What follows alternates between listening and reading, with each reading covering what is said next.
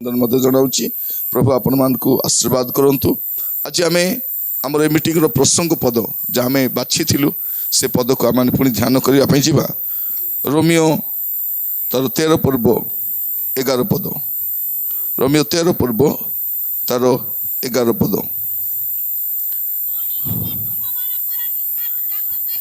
पुणी एबे तुम मानकर निद्रारू जाग्रत हेबार समय जे उपस्थित ଏହା ଜାଣି ଏହି ସବୁ କର।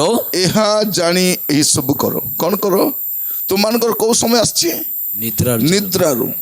मोर प्रसंग होछि ख्रिस्टियन माने जागी उठ। ख्रिस्टियन माने जागी उठ कारण एबे ख्रिस्टियन मानकर कौ समय आसीछि जागी उठिबा समय आसीछि। लिखा जाउछि कोन पुणी एबे तुम मानक निद्रारू जाग्रत होबार समय जो उपस्थित यह जानी ए सब करो। तापरे कारण आंभ मानक विश्वास करिवार दिन ठारू आंभ मानकर विश्वास करिबा दिन ठारू वर्तमान परित्राण आंभ मानकर अधिक सन्निकट। वर्तमान परित्राण आंभ मानकर अधिक सन्निकट। आमे जो दिन विश्वास कलु से विश्वास दिन आरंभ विश्वास करबा दिन आरंभ करी आज आम मानकर परित्राण जो परित्राण पाइछु आमर शेष परित्राण शेष पर्याय पहुंचीछु। जन व्यक्ति केमती उद्धार पाए जन व्यक्ति केमती परित्राण पाए। प्रिय भाई भणी माने लोक मान को एमती भाव में कहीकि मोहित करा जाउछि भ्रमित करा जाउछि। लोक भावुचंती ना एटा कले परित्राण मिलिबो सेटा कले मुक्ति मिलिबो सेमती मुक्ति मिलिबो एमती मुक्ति मिलिबो नाही। आबे केमती परित्राण पाऊ जन व्यक्ति से केमती मुक्ति पाए।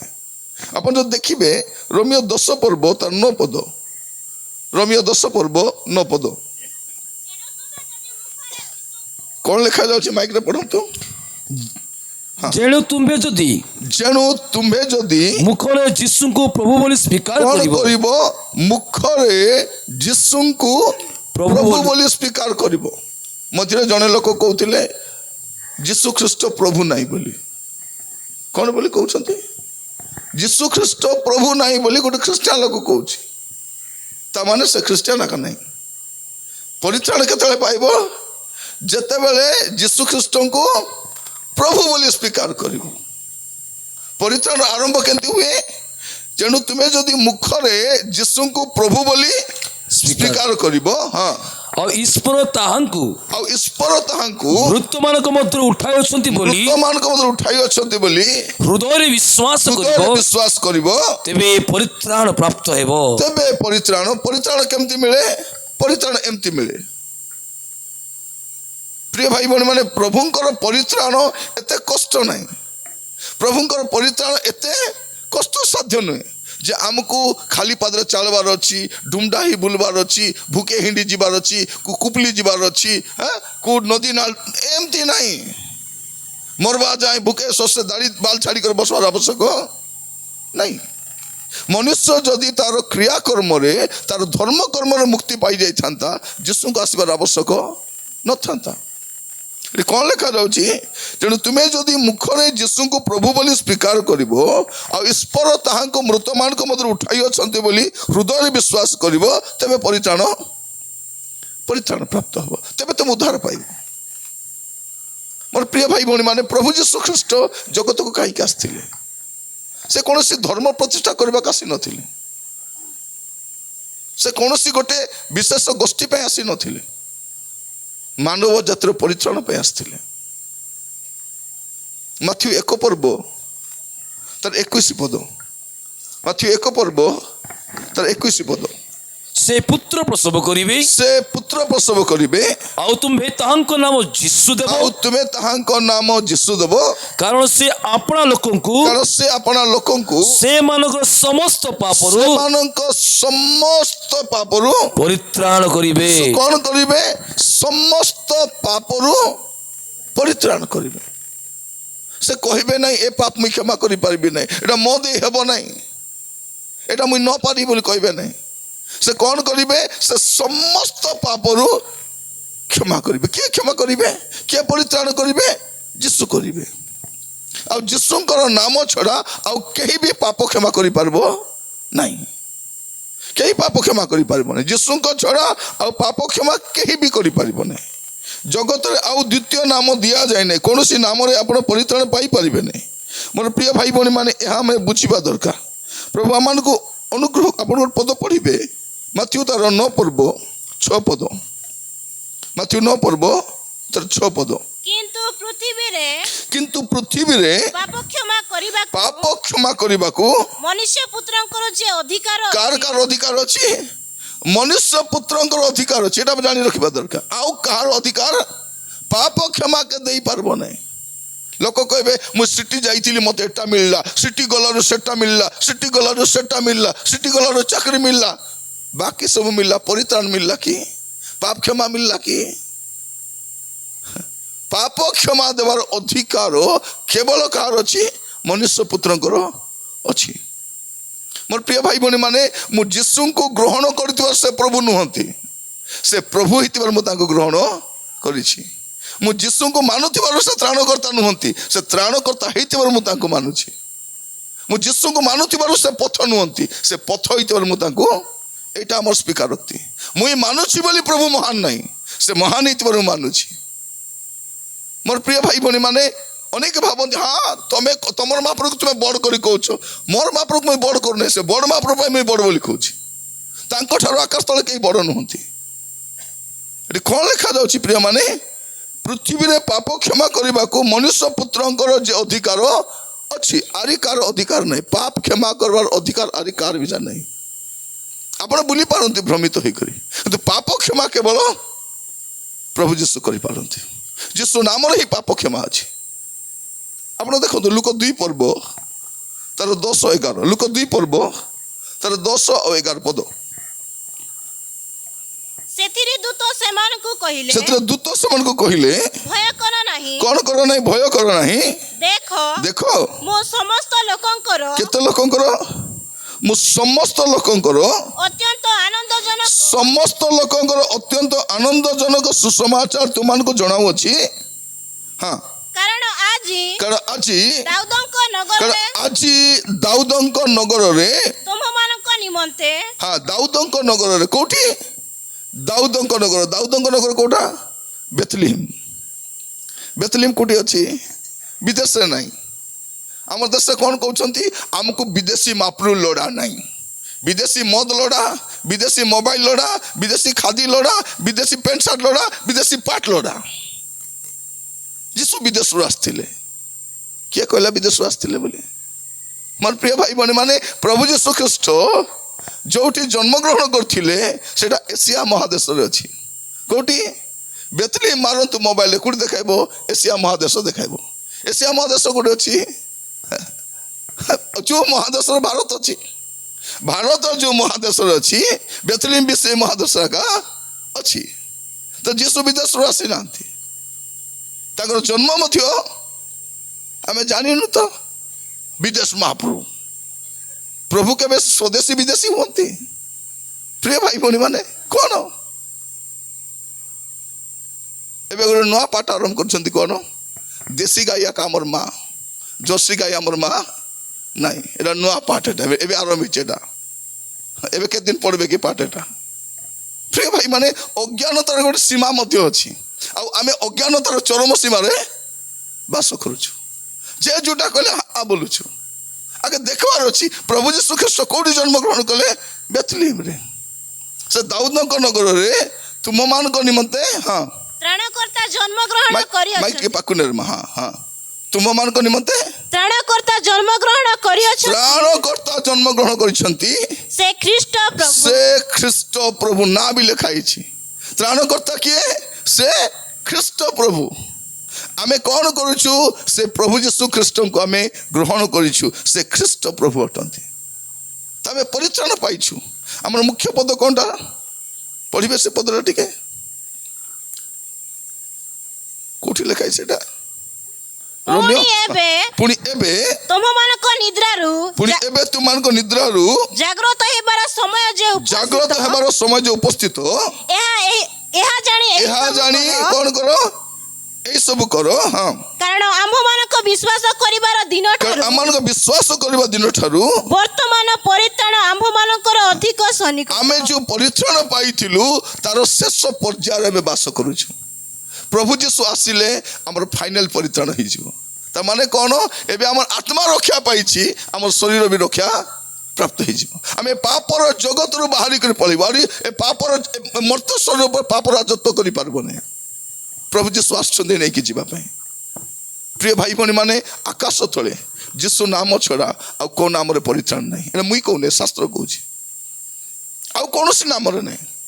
ମୋର ଖୁସିରେ ମୁଁ ଜପିପାରେ, ମୁଁ ନାଚିପାରେ, ମୁଁ ଡେଇଁପାରେ, କିନ୍ତୁ ପରିତ୍ରାଣ କେବଳ ଯୀଶୁଙ୍କ ନାମରେ ଅଛି। ମୁଁ ଖ୍ରୀଷ୍ଟିଆନ ଧର୍ମ ପ୍ରଚାର କରେ ନାହିଁ, ମୁଁ ଖ୍ରୀଷ୍ଟିଆନ ଧର୍ମର ପ୍ରଚାରକ ନାହିଁ, ମୁଁ ଖ୍ରୀଷ୍ଟଙ୍କୁ ପ୍ରଚାର କରେ। ଯେ ତ୍ରାଣକର୍ତ୍ତା ଅଟନ୍ତି, ଯେ ମୁକ୍ତିଦାତା ଅଟନ୍ତି, ତାଙ୍କୁ ମୁଁ ପ୍ରଚାର କରେ। ମୋର ପ୍ରିୟ ଭାଇ ଭଉଣୀ ମାନେ, ପ୍ରଭୁ ଆମମାନଙ୍କୁ ଅନୁଗ୍ରହ କରନ୍ତୁ। ଆଜି ବାକ୍ୟ ଶୁଣିବା ସମୟରେ ଆମେ ଜାଣି ରଖୁ। ଏବେ ଆମେ ସବୁ ଭ୍ରମିତ ହେଉଛୁ, ମୋର ଧର୍ମ ବଡ଼, ତୋର ଧର୍ମ ସାନ, ତୋର ଜାତି ବଡ଼, ମୋର ଜାତି ବଡ଼। ପ୍ରିୟ ମାନେ, ଏଠି ଜାତି ଧର୍ମ ପଡ଼ିନା, ଏଠି ପରିତ୍ରାଣ ପଡ଼ିଛି। ପରିତ୍ରାଣ କେମିତି ମିଳିବ? ପ୍ରଭୁ ଯୀଶୁ ଖ୍ରୀଷ୍ଟ ଦେବେ। ଏବେ ଖ୍ରୀଷ୍ଟିଆନକୁ ଜାଗିବାର ଆବଶ୍ୟକ ଅଛି। କ'ଣ? ସେ ପାଇଥିବା ପରିତ୍ରାଣର ଶେଷ ପର୍ଯ୍ୟାୟ, ଫାଇନାଲ ଏକ୍ଜାମ ଆସୁଛି, ସେଠି ପାସ୍ ହେବ କି ନାହିଁ? ସେ ପାସ୍ ହେବ ନା ନାହିଁ? ପ୍ରଭୁ ଆଜି ଆମମାନଙ୍କୁ ଅନୁଗ୍ରହ କରନ୍ତୁ। ଏ ବାକ୍ୟ ଶୁଣିବା ସମୟରେ ଆମେ ସମସ୍ତେ ପ୍ରାର୍ଥନାର ସହିତ ବସିବା ଆଉ ପ୍ରାର୍ଥନା ସହିତ ଏ ବାକ୍ୟକୁ ଶୁଣିବା ପାଇଁ ଚେଷ୍ଟା କରିବା। ଯଦି ଆପଣ ଦେଖିବେ ଫିଲିପିଓ 2 ପର୍ବ ତାର 12 ପଦରୁ ପଢି ପଢି ଯାଆନ୍ତୁ। ଫିଲିପିଓ 2 ପର୍ବ 12 ପଦ। ଅତଏବ ହେ ମୋର ପ୍ରିୟମାନେ, ହେ ମୋର ପ୍ରିୟମାନେ, ଯେପରି ତୁମେମାନେ ସର୍ବଦା ଆଜ୍ଞାବହ ହୋଇଅଛ, ଯେପରି ସର୍ବଦା ତୁମେ ଆଜ୍ଞାବହ ହୋଇଅଛ, କେବଳ ମୋହର ସାକ୍ଷାତରେ କଲାପରି ନୁହେଁ, ମୋର ସାକ୍ଷାତର କଲାପରି ନୁହେଁ, କିନ୍ତୁ ବର୍ତ୍ତମାନ ମୋହର ଅସାକ୍ଷାତରେ ମୋର ସାକ୍ଷାତରେ ଆହୁରି ଅଧିକ ରୂପେ ଭୟ ଓ କମ୍ପ ସହକାରେ ଆପଣା ପରିତ୍ରାଣ ସାଧନ କର। ଆପଣା ପରିତ୍ରାଣକୁ କ'ଣ କର?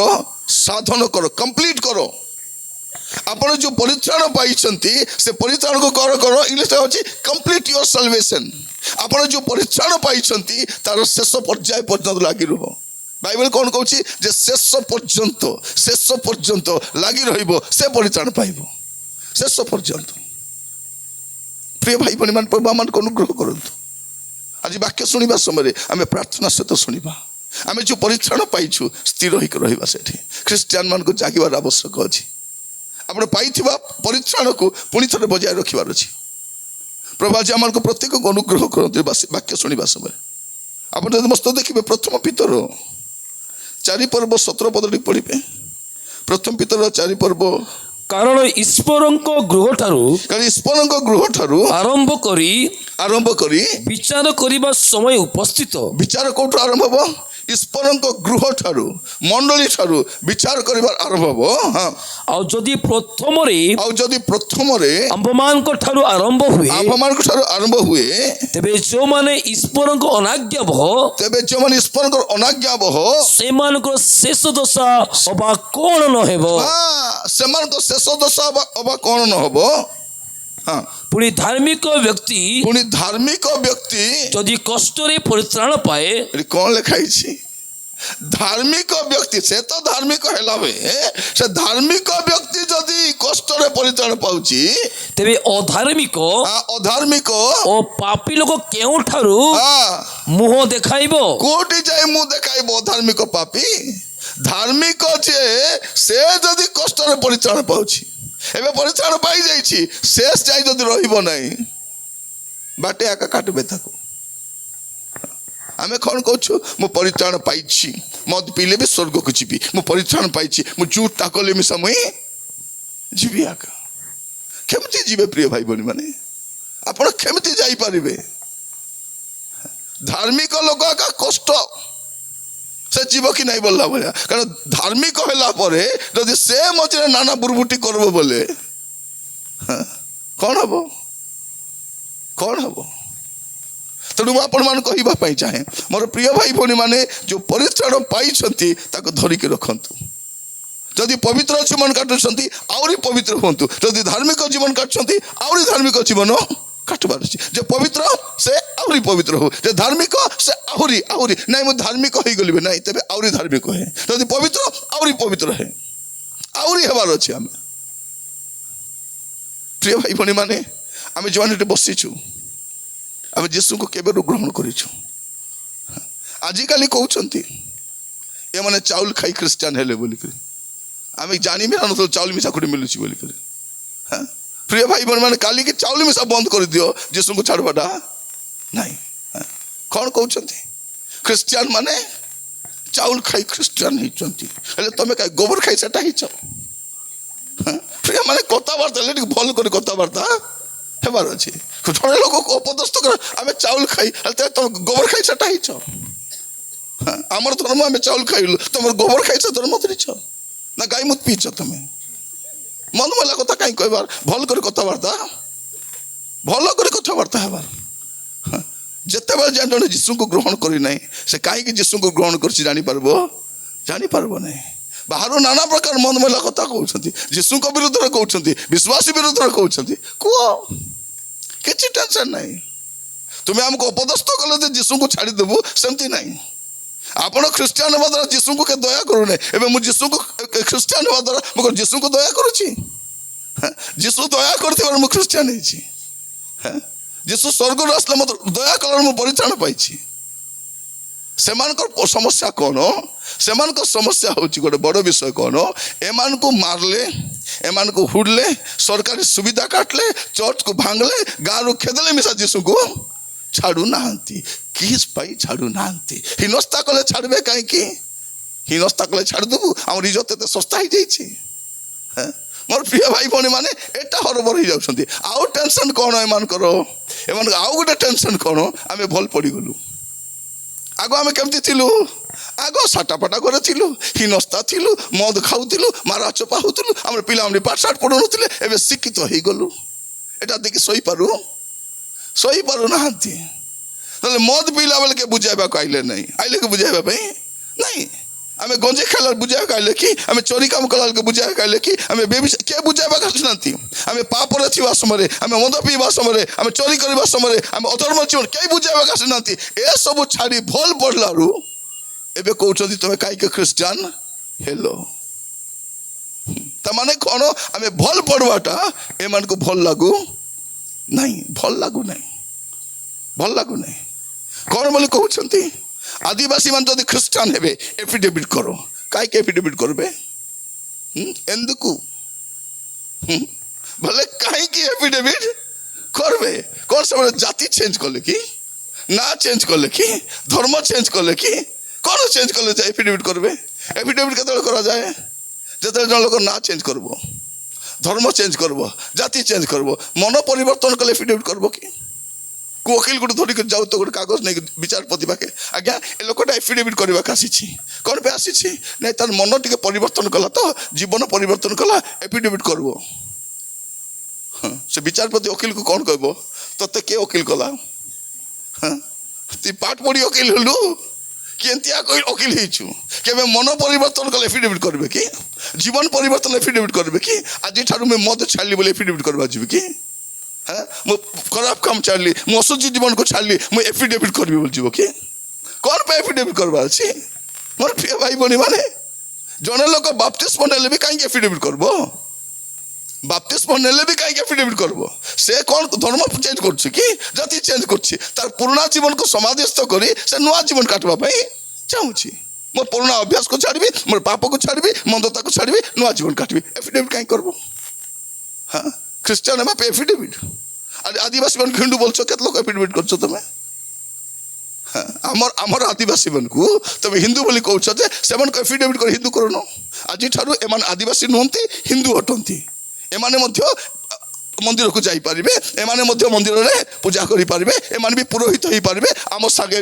খাই পারিবে আর বিবাহ সম্পর্ক আমর রহি পারিব করি পারবো নাই আমি আদিবাসী মানে কিস পাই তোমার গোবর ফিঙ্গবু তোমার গু ফিঙ্গবু তোমার ঝাঁটাইবু হ্যাঁ তোমার মোলা গাইকে ফিঙ্গবাকু যাবু আমি সেটা বি আমার আদিবাসী হইছু মোর প্রিয় ভাই ভনি মানে আমি ভাল পড়বাটা সেমানকু ভাল লাগু নাই আমি উন্নত হবাটা দেখি সই পারু নাহান্তি আগে কেমতি থিলু আমি ପ୍ରଭୁଙ୍କୁ ଏବେ ଏବେ ପର୍ଯ୍ୟନ୍ତ ବି ଆମର ଲୋକମାନେ ଯୀଶୁକୁ ଗ୍ରହଣ କରିନାହାନ୍ତି, ଏବେ ବି ତାଙ୍କର ଘରର ଅବସ୍ଥା ଭଲ ନାହିଁ, ନା ଭଲ ଖାଉଛନ୍ତି ନା ଭଲ ଘରେ ରହୁଛନ୍ତି ଯୀଶୁଙ୍କୁ ଗ୍ରହଣ କଲା ପରେ। ମୋର ପ୍ରିୟ ଭାଇ ଭଉଣୀ ମାନେ, ଆମମାନଙ୍କର ଜୀବନ ହିଁ ପରିବର୍ତ୍ତନ ହେଇନାହିଁ, ଜୀବନ ଶୈଳୀ ମଧ୍ୟ ପରିବର୍ତ୍ତନ ହେଇଛି। ମୁଁ ଆପଣମାନେ କହିବା ପାଇଁ ଚାହେଁ, ବେଶୀ ଦିନ ନାହିଁ ଭାଇ ଭଉଣୀ ମାନେ, ବେଶୀ ଦିନ ନାହିଁ, ଅଳ୍ପ ଦିନ ପରେ ଆମେ ଜଗତ ଛାଡ଼ିବା ଟାଇମ୍ ଆସିଗଲାଣି। ଏମାନେ ଚିନ୍ତା କରୁଛନ୍ତି କ'ଣ ଆମକୁ ଭାରତରୁ ଖେଦି ଦେବୁ ବୋଲି। ଭାରତରୁ ନାହିଁ, ଆମେ ତ ପୃଥିବୀରୁ ଯିବାକୁ ବାହାରିଛୁ।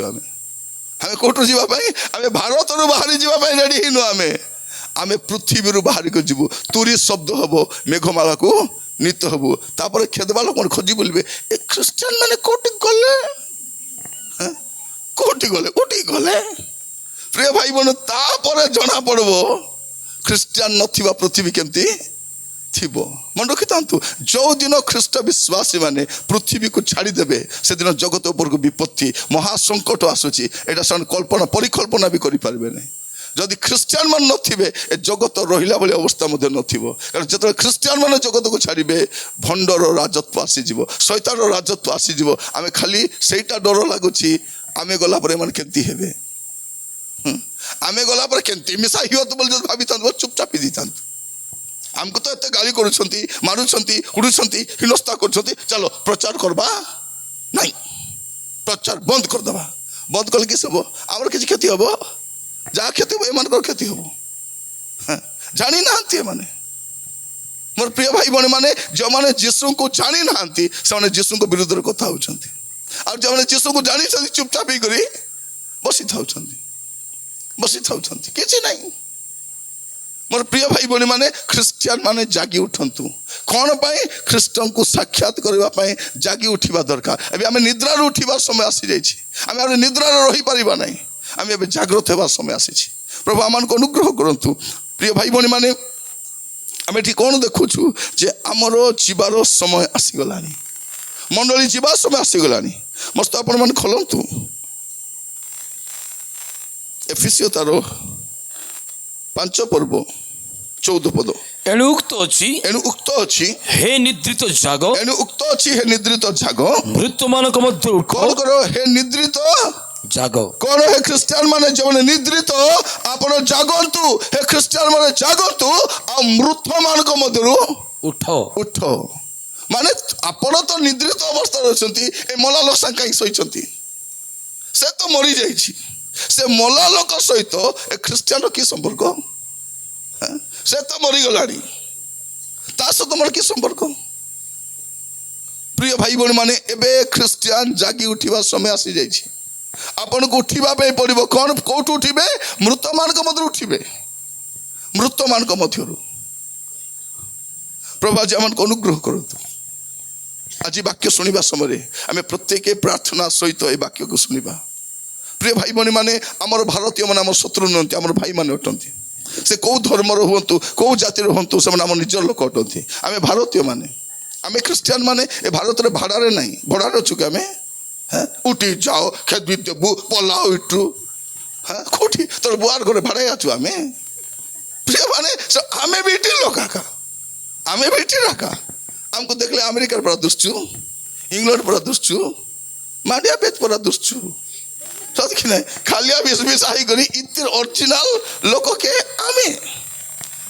ଏଠିର ଆଦିବାସୀ ମାନେ କ'ଣ ଯେ ଆଦିରୁ ବାସ କରି ଆସୁଛେ, ସେ ଆଦିବାସୀ। ଆମେ ଆଗରୁ ଅଛୁ। ଏଠି ନଦୀ ମିଶା ଆମର, ଜଙ୍ଗଲ ମିଶା ଆମର, ଜମି ମିଶା ଆମର, ଆମେ ମିଶା ଇତି ଟାକା, ଆମେ ବି ଏଠିରୁ ଆକା। ମୋର ପ୍ରିୟ ଭାଇ ଭଉଣୀ ମାନେ, ଆମମାନେ ଏ ଜଗତରେ ଭଲ ରହିବା ପାଇଁ ଆମେ ଯୀଶୁକୁ ଗ୍ରହଣ କରିନାହୁଁ। ଆମେ ଯୀଶୁଙ୍କୁ ଗ୍ରହଣ କରିଛୁ। ଏ ଜଗତ ବିନଷ୍ଟ ହେଲା ପରେ ମଧ୍ୟ ଆମେ ଯେବେ ସଦାକାଳ ପ୍ରଭୁଙ୍କ ରାଜ୍ୟରେ ରହିବୁ, ସେଇଟା ଆମେ ଯୀଶୁଙ୍କୁ ଗ୍ରହଣ କରିଛୁ। ଲୋକମାନେ ଭାବୁଛନ୍ତି କ'ଣ ଗୋଟେ ମିଳିଯାଇଥିବ ନା, କ'ଣ ଗୋଟେ ମିଳିଯାଇଥିବ, କ'ଣ ମିଳିଗଲା, କ'ଣ ମିଳିଗଲା? ନାଇଁ, ପଇସା ଦେଇଥିବେ। ଆମେ ପଇସା ଖିଆ ଖ୍ରୀଷ୍ଟିଆନ ନେଇ, ପଇସା ଦିଆ ଖ୍ରୀଷ୍ଟିଆନ। ପ୍ରତି ରବିବାରରେ ଦଉଛୁ, 10 ମାଂସ ଦଉଛୁ। ମିଟିଂ ହେଲେ କ'ଣ ବୋଲି କହୁଥିଲେ, ଆସନ୍ତା ଥରକୁ ମିଟିଂ କରବା କି? ସତେ ଡାବୁ ଦେଲା ପରେ ଆକା କହୁଛନ୍ତି। ସେ କ'ଣ କରବା କି ବୋଲେ, ହଁ ବୋଲେ କ'ଣ ଆପଣ ମାନେ ତେବେ ଏବେ ଖାଲି ଯୁବକ ମାନେ କରିଛନ୍ତି। କିଏ ମାନେ କରିଛନ୍ତି? ସେମାନେ ମୋର ତାଳି ଗୋଟେ ବଜାଅ ତ ଟିକେ। ଟିକେ ଚୋର ଚୋର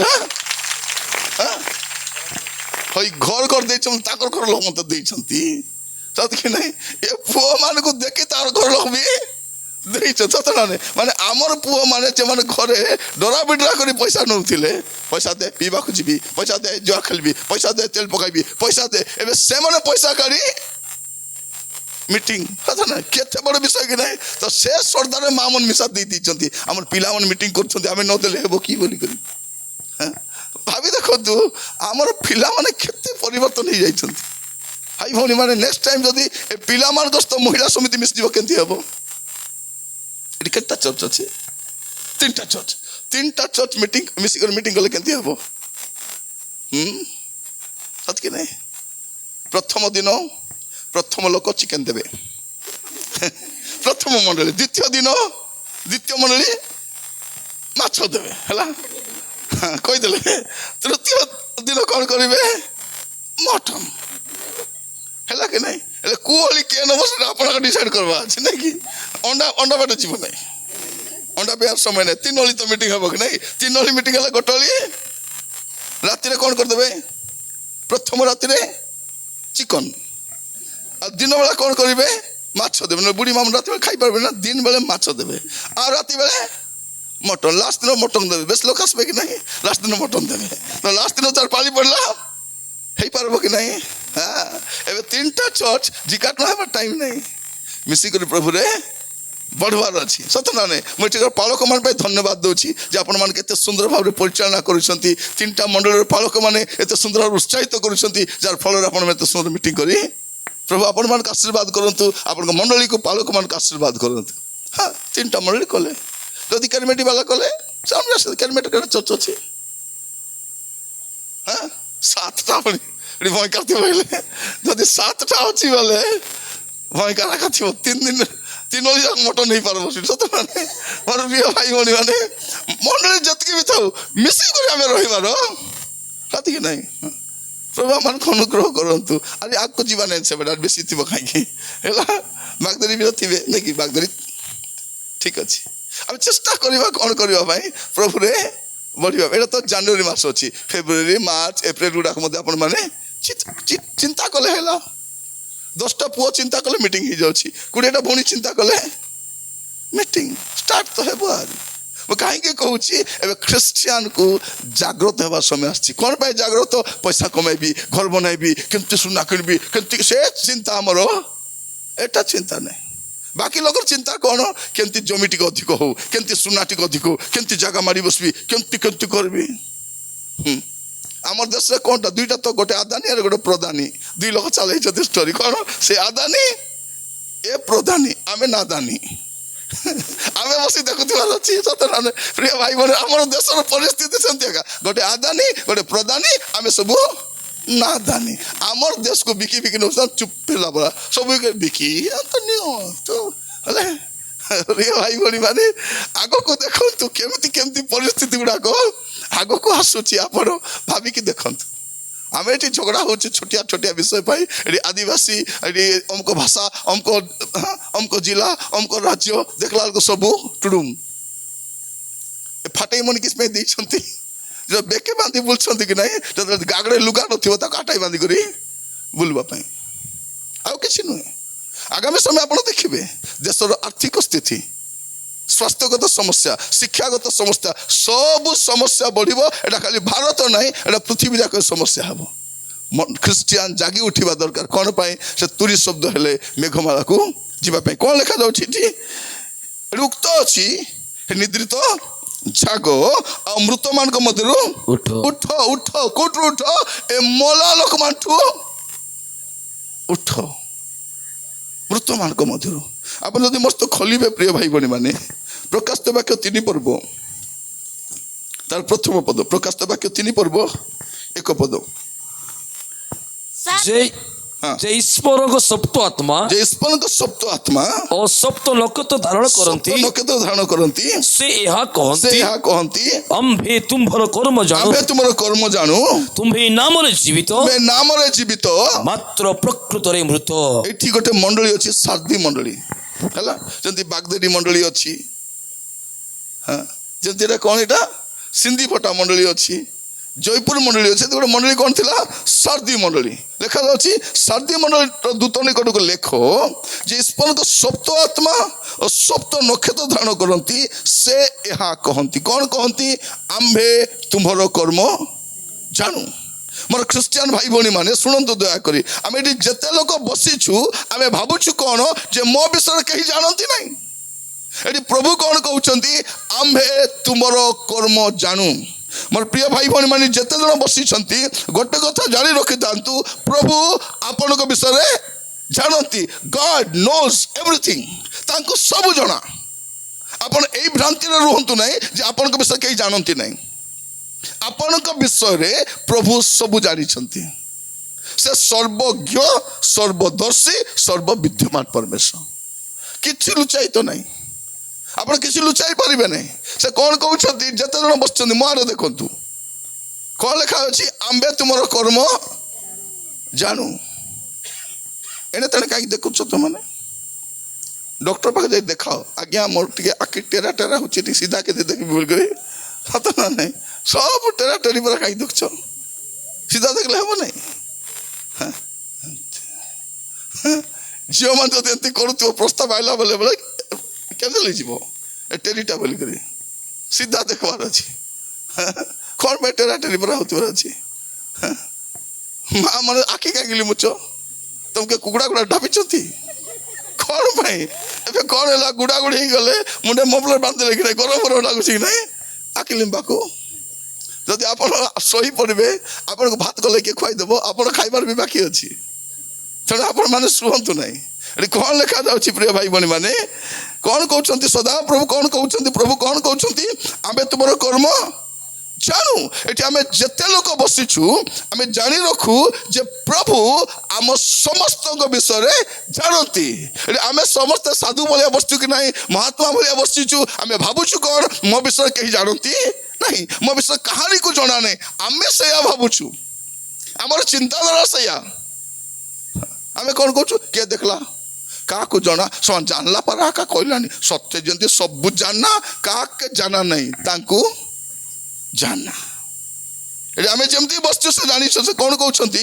ଆମେ ତୁମର କର୍ମ ଜାଣୁ, ତୁମେ ନାମରେ ଏକା ଜୀବିତ, କିନ୍ତୁ ପ୍ରକୃତରେ ଗୋଟେ ମଣ୍ଡଳୀକୁ କୁହାଯାଉଛି ଖ୍ରୀଷ୍ଟିଆନ ମାନେ ଜାଗି ଉଠନ୍ତୁ। ଏଇ ମୃତ ମାନଙ୍କ ମଧ୍ୟରୁ ଜାଗି ଉଠିବାର ସମୟ ଆସିଛି। ଆମେ ଗାଉଥିଲୁ ଉଠ ଯାଗ ଭେଟିବାକୁ। ହଁ ଟିକେ ଗାଇବେ ସେ ପଦଟା ଟିକେ। ଆଉ ଠିଆ ହୁଅନ୍ତୁ ଏଠି ବିନା ଇଏରେ, ଖାଲି ଘଷାଟା ଏଇଟା ଏଠି ବେଶୀ ଗାଇଦେବା କି ନା? ହଁ। ଉଠ ଜାଗ ଭେଟିବାକୁ ଯୀଶୁ ରାଜାରେ, ଉଠ ଜାଗ ভেটিবাকু যিশু রাজারে, স্বর্গ বাহিনী সাথে আরোহী মেঘরথে, স্বর্গ বাহিনী সাথে আরোহী মেঘরথে আসুଛନ୍ତି বেগে, ମଧ୍ୟ ଆକାଶରେ, আসুଛନ୍ତି বেগে। ମଧ୍ୟ ଆକାଶରେ ଉଠ ଜାଗ ଭେଟିବାକୁ ଯୀଶୁ রাজারে, উঠ জাগ ভেটিবাকু যিশু রাজারে। প্রিয় ভাই ভাই ভଉଣୀ ମାନେ ଏବେ କୋଉ ସମୟ ଆସିଛି? ଉଠ ଜାଗ ଭେଟିବାକୁ କାହାକୁ? ଯୀଶୁ ରାଜାଙ୍କୁ। ଯୀଶୁ ରାଜା ଆସୁଛନ୍ତି। ପ୍ରିୟମାନେ ଏ ମୃତ ମାନଙ୍କ ମଧ୍ୟରୁ ଉଠିବାର ଅଛି। ଯଦି ଆପଣ ନିଦ୍ରିତ ଅବସ୍ଥାରେ ଅଛନ୍ତି ଆତ୍ମିକ ଭାବରେ, ଏବେ ଆପଣଙ୍କୁ ଉଠିବାର ସମୟ ଆସିଛି। ଉଠିବାର ସମୟ। ଆଜିର ପ୍ରସଙ୍ଗ ହେଉଛି ହେ ଖ୍ରୀଷ୍ଟିଆନ ଉଠ, ଉଠନ୍ତୁ। କୋଉଠୁ ଉଠିବେ? ଏ ମୃତ ମାନଙ୍କ ମଧ୍ୟରୁ ଉଠିବେ। କାହିଁକି? ଯଦି ଉଠିବେ ତେବେ ଖ୍ରୀଷ୍ଟ ଆପଣଙ୍କୁ କ'ଣ କରିବେ? ଆଲୋକ ପ୍ରଦାନ କରିବେ। ଉଠ। ହେଲେ ଏବେ ଟିକେ ଚିନ୍ତା କରିବା, ଏ ଗୋଟେ ମଣ୍ଡଳୀକୁ ଆଗ ମଲା ମଣ୍ଡଳୀ ବୋଲି କହୁଛନ୍ତି। ଆମର ମଣ୍ଡଳୀ ନାହିଁ ତ ସେଟା। ସାରଦୀ ମଣ୍ଡଳୀକୁ କୁହାଯାଉଛି ତୁମେ ନାମରେ ହିଁ ଜୀବିତ, କିନ୍ତୁ ପ୍ରକୃତରେ ମୃତ। ମୃତ କେମିତି ଜଣା ପଡ଼ିବ ଜଣେ ଲୋକ ମୃତ ବୋଲିକରି? ଗୋଟେ ମଣ୍ଡଳୀ ମୃତ ବୋଲି ଆପଣ କେମିତି ଜାଣିପାରିବେ? କ'ଣ କ'ଣ ଲକ୍ଷଣ ଥିଲେ ଜଣେ ଲୋକକୁ ଜାଣିବେ ମରିଛି ବୋଲିକରି? ବାଇବଲ ଅନୁସାରେ ଆମେ ଟିକେ ଦେଖିବା। ଯୋହନ 14 ପର୍ବ 6 ପଦ। ଯୋହନ 14 ପର୍ବ 6 ପଦ ସମସ୍ତେ ଖୋଲ। ଯୀଶୁ ତାଙ୍କୁ କହିଲେ, ଯୀଶୁ ତାଙ୍କୁ କହିଲେ, ମୁଁ ପଥ ସତ୍ୟ ଓ ଜୀବନ। ମୁଁ ପଥ ସତ୍ୟ ଓ ଜୀବନ। ମୋ ଦେଇ ନ ଗଲେ କେହି ପିତାଙ୍କ ନିକଟକୁ ଯାଏ କେହି ନାହିଁ। ପିତାଙ୍କ ନିକଟକୁ ଯାଏ ନାହିଁ। ଯାଏ ନାହିଁ। ଯୀଶୁ କହୁଛନ୍ତି ମୁଁ ସେହି ପଥ, ଯୋଉ ପଥ ଆପଣଙ୍କୁ ସ୍ୱର୍ଗକୁ ନେଇପାରିବ ସେଇ ପଥ ହଉଛନ୍ତି ଯୀଶୁ। ଯୀଶୁଙ୍କ ଛଡା ଦ୍ୱିତୀୟ ପଥ ନାହିଁ। ମୁଁ ସେଇ ପଥ, ମୁଁ ସତ୍ୟ। ଜଣେ ମଝିରେ କହୁଥିଲେ ନାହିଁ, ଯୀଶୁ ଭାରତକୁ ସତ୍ୟ ଅନ୍ୱେଷଣ କରିବାକୁ ଆସିଥିଲେ। ସତ୍ୟ ଅନ୍ୱେଷଣ, ସେ ତ ନିଜେ ସତ୍ୟ। ଆରେ କୋଉ ସତ୍ୟ ଅନ୍ୱେଷଣ କରିବାକୁ ଆସିବେ? ଯଦି ସେ ତ ନିଜେ ସତ୍ୟ, କଣ ସତ୍ୟ ଅନ୍ୱେଷଣ କରିବାକୁ ଯିବେ? ପ୍ରିୟ ଭାଇ ଭଉଣୀ ମାନେ, ଆଜିକାଲି ଆପଣ ଦେଖିବେ ଫେସବୁକ୍ ୟୁଟ୍ୟୁବରେ ମତେ ଟିକେ ବେଶୀ ଲୋକ ଦେଖନ୍ତୁ ବୋଲି ଖାଲି ଯୀଶୁଙ୍କ ବିରୁଦ୍ଧରେ କହିବେ। ବିଲକ ବିରୁଦ୍ଧରେ କହିବେ କି ନାଇଁ? ଅନ୍ୟ ଧର୍ମ ବିରୁଦ୍ଧରେ କହିପାରିବେନି, ଖାଲି ଖ୍ରୀଷ୍ଟିଆନ ବିରୁଦ୍ଧରେ କହିବେ। ଥରେ ଜଣେ କଲେଜର ପ୍ରଫେସର ଥିଲେ, ଇଂଲିଶ ପ୍ରଫେସର ଥିଲେ, ସେ ମରିଗଲେଣି। ସେ ସବୁବେଳେ ଯୀଶୁ ଖ୍ରୀଷ୍ଟଙ୍କ ବିରୁଦ୍ଧରେ ଏକା ବହି ଲେଖିବେ, ଯୀଶୁଙ୍କ ବିରୁଦ୍ଧରେ ଏକା କହିବେ। ସେ ସମୟରେ ମୁଁ ବି ଲେଖାଲେଖି କରୁଥିଲି। ଦିନେ ତାଙ୍କୁ ଦେଖା ହେଲା, ମୁଁ ପଚାରିଲି, ଆଜ୍ଞା ଆପଣ ବଢ଼ିଆ ଲେଖୁଛନ୍ତି, ଥ୍ୟାଙ୍କ ୟୁ ନିରଞ୍ଜନ ବୋଲି କହିଲେ। ଠିକ୍ ଅଛି, ହେଲେ ଆଜ୍ଞା ଆପଣ ଖାଲି ଖ୍ରୀଷ୍ଟିଆନ ମାନଙ୍କ ବିରୁଦ୍ଧରେ କାହିଁକି ଲେଖୁଛନ୍ତି? ଆପଣ ମୁସଲମାନ ମାନଙ୍କ ବିରୁଦ୍ଧରେ କହୁନାହାନ୍ତି? ସେ କହିଲେ, ମତେ ମରାଇବା ପ୍ଲାନ୍ କରୁଛୁ କି ବୋଲିଲା ସେ। କାରଣ ଯଦି ମୁସଲମାନ ବିରୁଦ୍ଧରେ କହିବେ, କେରେ ନାନା କରିବେ ସେମାନେ, ସେମାନେ କରିବେ। ହଉ ଆଜ୍ଞା ଆପଣ ମୁସଲମାନ ବିରୁଦ୍ଧରେ, ଆପଣ ତ ନିଜେ ହିନ୍ଦୁ ଲୋକ, ଟିକେ ହିନ୍ଦୁ ବିରୁଦ୍ଧରେ କହୁନାହାନ୍ତି, ମତେ ମରାଇବା ପ୍ଲାନ୍ କରୁଛୁ କି ବୋଲିଲେ ସେ। ମାନେ ତମେ ନିଜେ ହିନ୍ଦୁ ହେଇ ହିନ୍ଦୁ ବିରୁଦ୍ଧରେ କହିବା ତମ ଶକ୍ତି ନାହିଁ। ମୁଁ କହିଲି କାହିଁକି ଆପଣ ଯୀଶୁଙ୍କ ବିରୁଦ୍ଧରେ କହୁଛନ୍ତି? ସେ କହିଲେ, ଯଦି ପପୁଲାର ହେବାର ଅଛି ବୋଲେ ଯୀଶୁଙ୍କ ବିରୁଦ୍ଧରେ ଏକା କହିବାର ଅଛି। ସେଇଥିପାଇଁ ମୁଁ କହୁଛି, ସେ ଖ୍ରୀଷ୍ଟିଆନ ମାନଙ୍କ ଘରେ ଯାଇ ରହିଛନ୍ତି, ଜର୍ମାନରେ ଯାଇ ଖ୍ରୀଷ୍ଟିଆନ ଘରେ ରହିଛନ୍ତି, ଆମେରିକା ଯାଇ ଖ୍ରୀଷ୍ଟିଆନ ଘରେ ରହିଛନ୍ତି, ଇଂଲଣ୍ଡ ଯାଇ ଖ୍ରୀଷ୍ଟିଆନ ଘରେ ରହିଛନ୍ତି, ଖ୍ରୀଷ୍ଟିଆନ ସବୁ ସାହାଯ୍ୟ ପାଇଛନ୍ତି ଇତିହାସ ଖ୍ରୀଷ୍ଟିଆନ ବିରୁଦ୍ଧରେ। ମୁଁ କହିଲି ବାହାରେ ବାହା, ବହୁତ ବଢିଆ, ଅନେକ ବହି ସେ ଲେଖିଛନ୍ତି। ମୋର ପ୍ରିୟ ଭାଇ ଭଉଣୀ ମାନେ, ଯଦି ପପୁଲାର ହେବାର ଅଛି ଯୀଶୁଙ୍କ ବିରୁଦ୍ଧରେ କହିବାର ଅଛି। ଆଜିର ସମୟରେ ଯୀଶୁଙ୍କ ବିରୁଦ୍ଧରେ ଯେତିକି ବହି ବନାଇକି ସେ ସବୁ ବହି ଆରାମରେ ବିକ୍ରି ହେଇଯିବ। ଲୋକ ଜଗିଛନ୍ତି ଯୀଶୁଙ୍କ ବିରୁଦ୍ଧରେ କଣ। ପ୍ରଭୁ ଯୀଶୁ ବଞ୍ଚିଲା ବେଳେ ତାଙ୍କ ବିରୁଦ୍ଧରେ କେହି କିଛି କହିପାରିଲେ ନାହିଁ। ବଞ୍ଚିଥିବା ସମୟରେ କହିପାରେ, ଯଦି ଯୀଶୁଙ୍କ ଠାରେ କିଛି ଭୁଲ ଥାନ୍ତା ତାଙ୍କୁ ବଞ୍ଚିବାକୁ ଦେତେ। ଯଦି ପାପ ଥାନ୍ତା, ଯୀଶୁ ତ କହୁଛନ୍ତି ମୋ ଠାରେ ପାପ ଅଛି ବୋଲି କିଏ କହୁଛି ଦେଖାଅ ବୋଲି କହିଲେ ଦେଖାଇ ଦେଇଥାନ୍ତେ, ଏଇଟା କର ସେଟା କର, ସେଟା କିଛି ନାହିଁ, ଚୁପ୍। ସେତେବେଳେ କିଛି କହିପାରିଲେ ନାହିଁ, ଏবার ଥତିଆ ଥମନା ମାନେ ଭାରି କରି ଯୀଶୁ ବିରୁଦ୍ଧରେ କହିବେ। କଣ ତାଙ୍କର ଅଛି ପ୍ରିୟ ଭାଇ ଭଉଣୀ ମାନେ? ଏମାନେ କୋଉ କ୍ଷେତ୍ରରେ ମୂଳା, 5 ପଇସାର ମୂଲ୍ୟ ନାହିଁ ଏମାନଙ୍କର, ଯୀଶୁଙ୍କ ବିରୁଦ୍ଧରେ କହିବେ। ଯୀଶୁ କିଏ ଜାଣିଛନ୍ତି? ଯଦି ଯୀଶୁ କିଏ ଜାଣିନାହାନ୍ତି, ଏବେ ଆସିଲେ ଜଣା ପଡିବ। ଏବେ ସେ ଆସୁଛନ୍ତି, ସେ କାହିଁକି ଆସୁଛନ୍ତି ଜାଣିଛନ୍ତି? 2 ତିମୋଥୀ 4 ପର୍ବ 1 ପଦ ଠିକ ପଢିବେ, ସେ କାହିଁକି ଆସୁଛନ୍ତି। 2 ତିମୋଥୀ 4 ପର୍ବ 1 ପଦ। ଈଶ୍ୱରଙ୍କ ସାକ୍ଷାତରେ ଆଉ ଯୋଉ ଖ୍ରୀଷ୍ଟ ଯୀଶୁ ଜୀବିତ ଓ ମୃତ ଉଭୟଙ୍କର ବିଚାର କରିବାକୁ ଯାଉଛନ୍ତି। ଯୀଶୁ କାହିଁକି ଆସୁଛନ୍ତି? ଜୀବିତ ଓ ମୃତ ଉଭୟଙ୍କର ବିଚାର କରିବାକୁ ଯାଉଅଛନ୍ତି। ତାହାଙ୍କ ସାକ୍ଷାତରେ ପୁଣି ତାହାଙ୍କ ପୁନରାଗମନ, ସେ ପୁନରାଗମନ କରୁଛନ୍ତି। ହାଲେଲୁୟା। ସେ ପୁଣି ଥରେ ଆସୁଛନ୍ତି। ସେ କଣ ପାଇଁ ଆସୁଛନ୍ତି? ଜୀବିତ ମୃତ ଉଭୟଙ୍କର ବିଚାର କରିବା ପାଇଁ। ବିଳମ୍ବ କାହିଁକି କରୁଛନ୍ତି ଯୀଶୁଙ୍କ ଆସିବାର? ମଝିରେ ଜଣେ କଣ କହୁଥିଲା, ମୁଇଁ କଣ୍ଟା କେଟା ଧରିଛି, ହାତୁଡ଼ି ଧରି ବୁଲୁଛି, କିଏ ଖ୍ରୀଷ୍ଟମାସ ମାରିବ ତାକୁ, ଖ୍ରୀଷ୍ଟମାସ ବଡ଼ଦିନ ପାଳନ କଲେ ତାକୁ କାଟା ମାରିବି ବୋଲି ମାରବୁ ରେତି। ପ୍ରିୟ ଭାଇ ଭଉଣୀ ମାନେ ଜାଣିନାହାନ୍ତି, ସେଦିନ ଜିହୁଦୀ ମାନେ କଣ ବୋଲି କହିଲେ, ଆଙ୍କୁ କ୍ରୁଶରେ ଚଢ଼ାଅ, ତାଙ୍କର ରକ୍ତର ଦାୟ ଆମେ ହେବୁ, ଆମର ଉପରେ ପଡ଼, ଆମର ପିଲା ଉପରେ ପଡ଼। ଛିନ୍ନ ଛତ୍ର ହେଇଗଲେ ସେମାନେ। AD 70 ପୃଥିବୀ ଯାକ ବିକ୍ଷିପ୍ତ ହେଲେ। ଏବେ ଏକାଠି ଆସିଛନ୍ତି କେତେ ବର୍ଷ ହେଲା? ଯୀଶୁ କିଏ ଜାଣିନାହାନ୍ତି ଲୋକମାନେ। ଯୀଶୁ କିଏ ଲୋକମାନେ ଜାଣିନାହାନ୍ତି। ଯୀଶୁ ଆମର ପାଇଁ ଜୀବନର ରୋଟି ଅଟନ୍ତି, କିନ୍ତୁ ଶତ୍ରୁ ପାଇଁ ସେ ରୋଟି ନୁହନ୍ତି। ଶତ୍ରୁ ପାଇଁ ଗୋଟେ ରୋଟି ପଡ଼ିଲା ବେଳେ ଛାଉଣି ସମାନ ଲେଭେଲ ହେଇଯିବ। ସେ ସେଇ ରୋଟି ଅଟନ୍ତି। ଯୀଶୁ କୋଉ ପ୍ରସ୍ତର, ଯୋଉ ପ୍ରସ୍ତରରେ ଆପଣ ଜଡ଼ିତ ହେଲେ ଆପଣ ନିର୍ମିତ ହେଇପାରିବେ, ତ ସେ ପ୍ରସ୍ତରକୁ ଅଗ୍ରାହ୍ୟ କରିବେ, ଯାହାର ଉପରେ ପଡ଼ବ ସେ ଚାପା ହେଇକରି ମରବ। ଯେ ସେ ପଥର ଉପରେ ପଡ଼ବ ସେ ମରବ, ସେ ପଥର ଯାହା ଉପରେ ପଡ଼ବ ସେ ମଧ୍ୟ। ଯୀଶୁ ସେଇ ପଥର ଅଟନ୍ତି। ଲୋକ ଜାଣିନାହାନ୍ତି ଯୀଶୁ କିଏ, ନ ଜାଣି କଥା ହଉଛନ୍ତି, ଅଜ୍ଞାନପଣରେ କଥା ହଉଛନ୍ତି। ଯୀଶୁଙ୍କ ବିଷୟରେ କହିବା ପାଇଁ ବା ଯୀଶୁଙ୍କ ବିରୁଦ୍ଧରେ କହିବା ପାଇଁ ବାଇବଲ ପଢ଼ିବା ଦରକାର। ମୋର ପ୍ରିୟ ଭାଇ ଭଉଣୀ ମାନେ, ପ୍ରଭୁ ଆମମାନଙ୍କୁ ଅନୁଗ୍ରହ କରନ୍ତୁ। ଏଠି କ'ଣ ଲେଖାଯାଉଛି? ତୁମେ ନାମରେ ଜୀବିତ କିନ୍ତୁ ପ୍ରକୃତରେ ମୃତ। ତୁମେ ଏ ମୃତ କେମିତି ଜାଣିବ? ଆମେ ଯୋହନ 14 ପର୍ବ 6 ପଦ ପଢ଼ିଲୁ। କ'ଣ ବୋଲି? ଯୀଶୁ କହିଲେ ମୁଁ ପଥ, ସତ୍ୟ ଓ ଜୀବନ। ଯୀଶୁ କିଏ? ଯୀଶୁ ଜୀବନ। ଶୁଣନ୍ତୁ ଭାଇ ଭଉଣୀ ମାନେ, ଆପଣ ଖ୍ରୀଷ୍ଟିଆନ ହେଲେ ମଧ୍ୟ ଯଦି ଆପଣଙ୍କ ଜୀବନରେ ଯୀଶୁ ନାହାନ୍ତି, ଆପଣଙ୍କ ଜୀବନରେ ଜୀବନ ନାହିଁ। ଏଟା ଯୀଶୁ ହିଁ ଜୀବନ ଅଟନ୍ତି। ଯୀଶୁ କ'ଣ ଅଟନ୍ତି? ଯୀଶୁ ହିଁ ଜୀବନ ଅଟନ୍ତି। ଯୀଶୁ ଜୀବନ। ଯଦି ଜଣେ ବ୍ୟକ୍ତି ସେ ଖ୍ରୀଷ୍ଟିଆନ ହଉ କି ଅଣଖ୍ରୀଷ୍ଟିଆନ ହଉ, ତାର ଜୀବନରେ ଯଦି ଯୀଶୁ ନାହାନ୍ତି, ଯୀଶୁଙ୍କୁ ଯଦି ଜଣେ ଗ୍ରହଣ କରୁଛି, ତାର ଧର୍ମ ପରିବର୍ତ୍ତନ କରୁନାହିଁ, ତାର ଜାତି ପରିବର୍ତ୍ତନ କରୁନାହିଁ, ତାର ଜୀବନ ପରିବର୍ତ୍ତନ କରୁଛି। ଯୀଶୁ ଯେବେ ଆମ ଜୀବନରେ ଆସିବେ, ଆମ ଜୀବନରେ ଜୀବନ ଆସିବ, ଆମ ଲାଇଫର ଭ୍ୟାଲ୍ୟୁ ଆମେ ଜାଣିପାରିବୁ। ପ୍ରଭୁ ଯୀଶୁ ଖ୍ରୀଷ୍ଟ କିଏ? ସେ ଜୀବନ ଅଟନ୍ତି। ଆପଣଙ୍କ ଜୀବନରେ ଯୀଶୁ ଅଛନ୍ତି କି? ଯଦି ନାହାନ୍ତି ଆପଣ ମୃତ ଅଟନ୍ତି, କାରଣ ଯୀଶୁ ହିଁ ଜୀବନ। ମୋର ପ୍ରିୟ ଭାଇ ଭଉଣୀ ମାନେ, ଯଦି ଯୀଶୁ ଆପଣଙ୍କ ଜୀବନରେ ନାହାନ୍ତି, ଆପଣଙ୍କ ଜୀବନରେ ଜୀବନ ହିଁ ନାହିଁ। ହୁଏତ ଖ୍ରୀଷ୍ଟିଆନ ହେଇପାରନ୍ତି, ଖ୍ରୀଷ୍ଟିଆନ ପରିବାରରେ ଜନ୍ମ ହେଇପାରନ୍ତି, କିନ୍ତୁ ଜୀବନ କିଏ? ଯୀଶୁ। ଖାଲି ଗାଇଦେଲେ ହେବ ନାହିଁ। ସେ ମୋର ଧନ, ସେ ମୋର ଜୀବନ। ସେ ଧନ, ଯଦି ସେ ଧନ ବାୟ ବି କଲି କାହିଁକି ବୁଲୁଛୁ ଗ୍ରୁପ ବାଲା ପଥରେ? କ'ଣ ପାଇଁ? ସେ ଧନ ପରା। ପ୍ରିୟ ଭାଇ ଭଉଣୀ ମାନେ, ସେ ଧନ।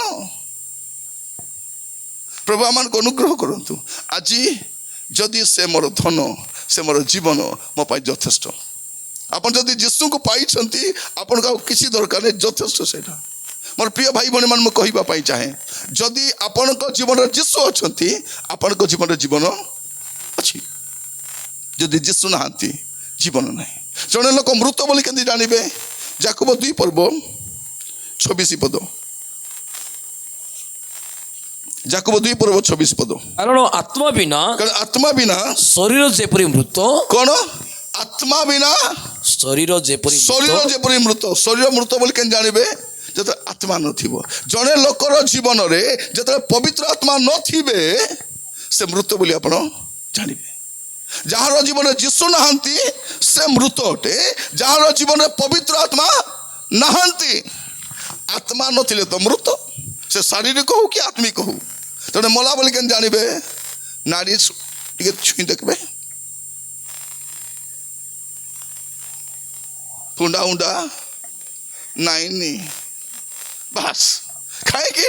ତାର ଶ୍ୱାସ ବାୟୁ ନାହିଁ। ପବିତ୍ର ଆତ୍ମା ହଉଛନ୍ତି ଖ୍ରୀଷ୍ଟିଆନର ଶ୍ୱାସ ବାୟୁ। ପ୍ରଭୁ ଯୀଶୁ କ'ଣ କଲେ? ସେ ପବିତ୍ର ଆତ୍ମାକୁ ଛାଡ଼ିକରି, ପ୍ରଶ୍ୱାସ ଛାଡ଼ି କହିଲେ ପବିତ୍ର ଆତ୍ମାକୁ ଗ୍ରହଣ କର। ଆମେ ବାଇବଲରେ ଆମେ 2 ଥର ଦେଖୁଛୁ ପ୍ରଭୁ ଶ୍ୱାସ ଛାଡ଼ିବାଟା। ଏଦେନ ଉଦ୍ୟାନରେ ପ୍ରଥମ ଥର ଛାଡ଼ିଲେ, ତେବେ ସେ ମୃତ୍ତିକାରେ ନିର୍ମିତ ମନୁଷ୍ୟ ଜୀବିତ ପ୍ରାଣୀ ହେଲା। ତାପରେ ପ୍ରଭୁ ଯୀଶୁ ଖ୍ରୀଷ୍ଟ ପୁଣି ଥରେ କ'ଣ କରୁଛନ୍ତି? ଶିଷ୍ୟମାନଙ୍କ ଉପରେ ପ୍ରଶ୍ୱାସ ଛାଡ଼ିକରି କହିଲେ ପବିତ୍ର ଆତ୍ମାକୁ ଗ୍ରହଣ କର। ପବିତ୍ର ଆତ୍ମା ହେଉଛନ୍ତି ଆମର ଶ୍ୱାସ ବାୟୁ। ପବିତ୍ର ଆତ୍ମା ଯଦି ଅଛନ୍ତି, ଆମର ଶ୍ୱାସ ପ୍ରଶ୍ୱାସ ଚାଲିଛି। ଆଜିକାଲି ଦେଖିବେ ପ୍ରଚାରକ ମାନେ ଫୁକି ବୁଲୁଛନ୍ତି, ଆମେ ଫୁକା ହିଁ ବୁଲୁଛୁ। ପ୍ରିୟ ଭାଇ ଭଉଣୀ ମାନେ, ପ୍ରଚାରକ ମାନେ ଫୁକିଲେ ଲୋକମାନେ ତଳେ ପଡ଼ୁଛନ୍ତି। ବିଶ୍ୱାସୀ ମାନେ ତଳେ ପଡ଼ିଲେ କ'ଣ ଲାଭ? ଆମର ସେବା କାର୍ଯ୍ୟ ଲୋକମାନଙ୍କୁ ତଳେ ପକାଇବାଟା ନାହିଁ, ପଡ଼ିଥିବା ଲୋକମାନଙ୍କୁ ଉଠାଇବାଟା ହେବା ଦରକାର। ମୋତେ ଥରେ ଜଣେ ପଚାରୁଥିଲା, ଆଜ୍ଞା ଆପଣ ପ୍ରାର୍ଥନା କଲା ଲୋକମାନେ ପଢ଼ୁଛନ୍ତି ଆଜ୍ଞା? ମୁଁ କହିଲି କିଏ ପଢ଼ୁନାହାନ୍ତି?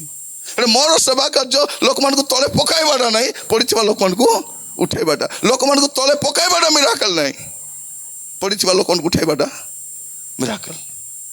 ମୋର ପ୍ରିୟ ଭାଇ ଭଉଣୀ ମାନେ, ମୁଁ କେବେ ବି ଅପେକ୍ଷା ବି କରିନାହିଁ, ପ୍ରାର୍ଥନା ବି କରିନାହିଁ। ମୁଁ ପ୍ରାର୍ଥନା କଲେ କିଡନୀ ଭଲ ହବ ବୋଲିକରି, ମୁଁ ପ୍ରାର୍ଥନା କଲେ ହାର୍ଟ ପ୍ରୋବ୍ଲେମ ଭଲ ହବ, ମୁଁ ପ୍ରାର୍ଥନା କଲେ ମୁଁ ସେଟା ମୁଁ ପ୍ରାର୍ଥନା କରିନାହିଁ। ମୁଁ ଗୋଟେ ପ୍ରାର୍ଥନା କରୁଛି, ପ୍ରଭୁ ମୋର ସେବା ଦ୍ୱାରା ଲୋକମାନେ ପାପ ଛାଡ଼ନ୍ତୁ, ମନ୍ଦତା ଛାଡ଼ନ୍ତୁ, ପବିତ୍ର ଜୀବନ କାଟନ୍ତୁ। ଏଇଟା ମୋର ସେବା କାର୍ଯ୍ୟ। ପ୍ରିୟ ଭାଇ ଭଉଣୀ ମାନେ, କିଡନୀ ପ୍ରୋବ୍ଲେମ ଥିଲେ, ହାର୍ଟ ପ୍ରୋବ୍ଲେମ ଥିଲେ, ବିପି ଥିଲେ, ଡାଇବେଟିସ୍ ଥିଲେ, ସିକଲ ସେଲ୍ ଥିଲେ ବି ସ୍ୱର୍ଗ ଯାଇ ହେବ, କିନ୍ତୁ ପାପ ଥିଲେ ସ୍ୱର୍ଗକୁ ଯାଇ ହେବ? ପାପସ୍ତ ସ୍ୱର୍ଗକୁ ଯାଇ ହେବ ନାହିଁ, ହେବ ନାହିଁ। ଆଜିକାଲି ମୁଁ ଦେଖୁଛି ଯେଉଁ ଲୋକମାନେ ନିଜର ଗାଁରେ ପ୍ରାର୍ଥନା ବସୁନାହାନ୍ତି, ଶୁକ୍ରବାର ଦିନ ବୋଲେରୋ ଭଡ଼ା କରି କେନେ କେନେ ଯାଉଛନ୍ତି। ବଡ଼ ଧାର୍ମିକ ବାହାରିଛନ୍ତି। ଗାଁରେ ବି ତ ଫାଷ୍ଟିଂ ପ୍ରେୟର ହେଉଛି। ଆପଣଙ୍କ ଗାଁରେ ଶୁକ୍ରବାର ପ୍ରାର୍ଥନା ହଉନାହିଁ? ଯଦି ହଉନାହିଁ, ଭଉଣୀମାନେ ମିଶିକରି କର। ଆପଣଙ୍କ ପାଳକକୁ କୁହ ବୋଲେରୋ ଭଡ଼ା କରି କାହିଁକି ବୁଲୁଛ ଏତେ? କ'ଣ ବେଶୀ ଗଲେ କ'ଣ ହବ?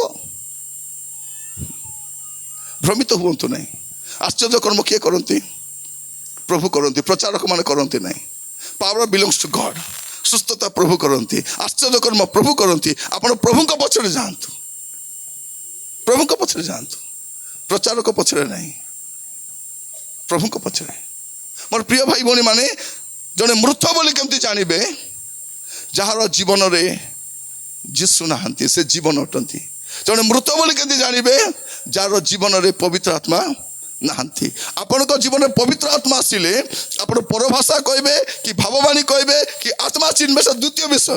ପବିତ୍ର ଆତ୍ମା ଯେତେବେଳେ ଆପଣଙ୍କ ଜୀବନରେ ଆସିବେ, ଆପଣ ପବିତ୍ର ଜୀବନ କାଟିବା ପାଇଁ ଆରମ୍ଭ କରିବେ। ପବିତ୍ର ଆତ୍ମାଙ୍କର କାମ କ'ଣ? ସେ ଆପଣଙ୍କୁ ପବିତ୍ର ଜୀବନ କାଟିବା ପାଇଁ ସାହାଯ୍ୟ କରିବେ। ଆଜିକାଲି ଆତ୍ମା ପାଇବା ଲୋକ କ'ଣ କହୁଛନ୍ତି? ଗାଡ଼ି ନମ୍ବର କହୁଛନ୍ତି। ପ୍ରଭୁ ମୋତେ ଜଣାଉଛନ୍ତି, आपका गाड़ी का नंबर प्रभु मेरे को बता रहे हैं। यदि छत्तीसगढ़ ले CG10 बोले आरंभ करबो, ओडिशा ले OR बोलबो सर, आसाम बाटे AS छिबो, दिल्ली बाटे DL बोल कहबो, तापर नंबर गोटे। प्रिय भाई भौणी माने, पवित्र आत्मा गाड़ी नंबर कोई बोलबे कि? पवित्र आत्मा को काम गाड़ी नंबर कहबाटा? पवित्र आत्मा RTO ऑफिस से जॉइन करछंती? नहीं कौन पवित्र आत्मा को काम कौन? मोर प्रिय माने, बाइबल कौन कौन देखु, बाइबल मस्त खोलतु आपण माने, आपण बाइबल ख्रिस्टियन हुंतु। लोक मान कथा बाबा गाड़ी नंबर मिसा कोई दौरान गाड़ी नंबर कोई देले बोली करी आपण भ्रमित होबार आवश्यक नहीं। जौन 16 पर्व 8 पद देखते, जौन 16 पर्व 8 पद। से आसी पाप धार्मिकता और विचार विषय जगत को प्रमाण देबे। से आसी कौन करिवे? पवित्र आत्मा। से माने पवित्र आत्मा। पवित्र आत्मा आसी कौन करिवे? पाप धार्मिकता विचार विषय जणाइबे। गाड़ी नंबर जणाइबे नहीं, घर पर्दा कलर कहबे नहीं। प्रभु मते जणाउछथि तमर घरर से पिंक कलर पर्दाटा काढी देई करी व्हाइट कलर लगाई दियो। प्रिय भाई बड़ी माने, आजिकल अनेक मंडली देखिए धला ड्रेस पिंधवाक इच्छा करछंती। धला ड्रेस पिंधले कि भीतर तो कला अछि, भीतर तो कोतरा गादी हिची, कौन करिवो? प्रिय माने, आपन ड्रेस को धला करो नहीं, आपन जीवन को धला करंतु।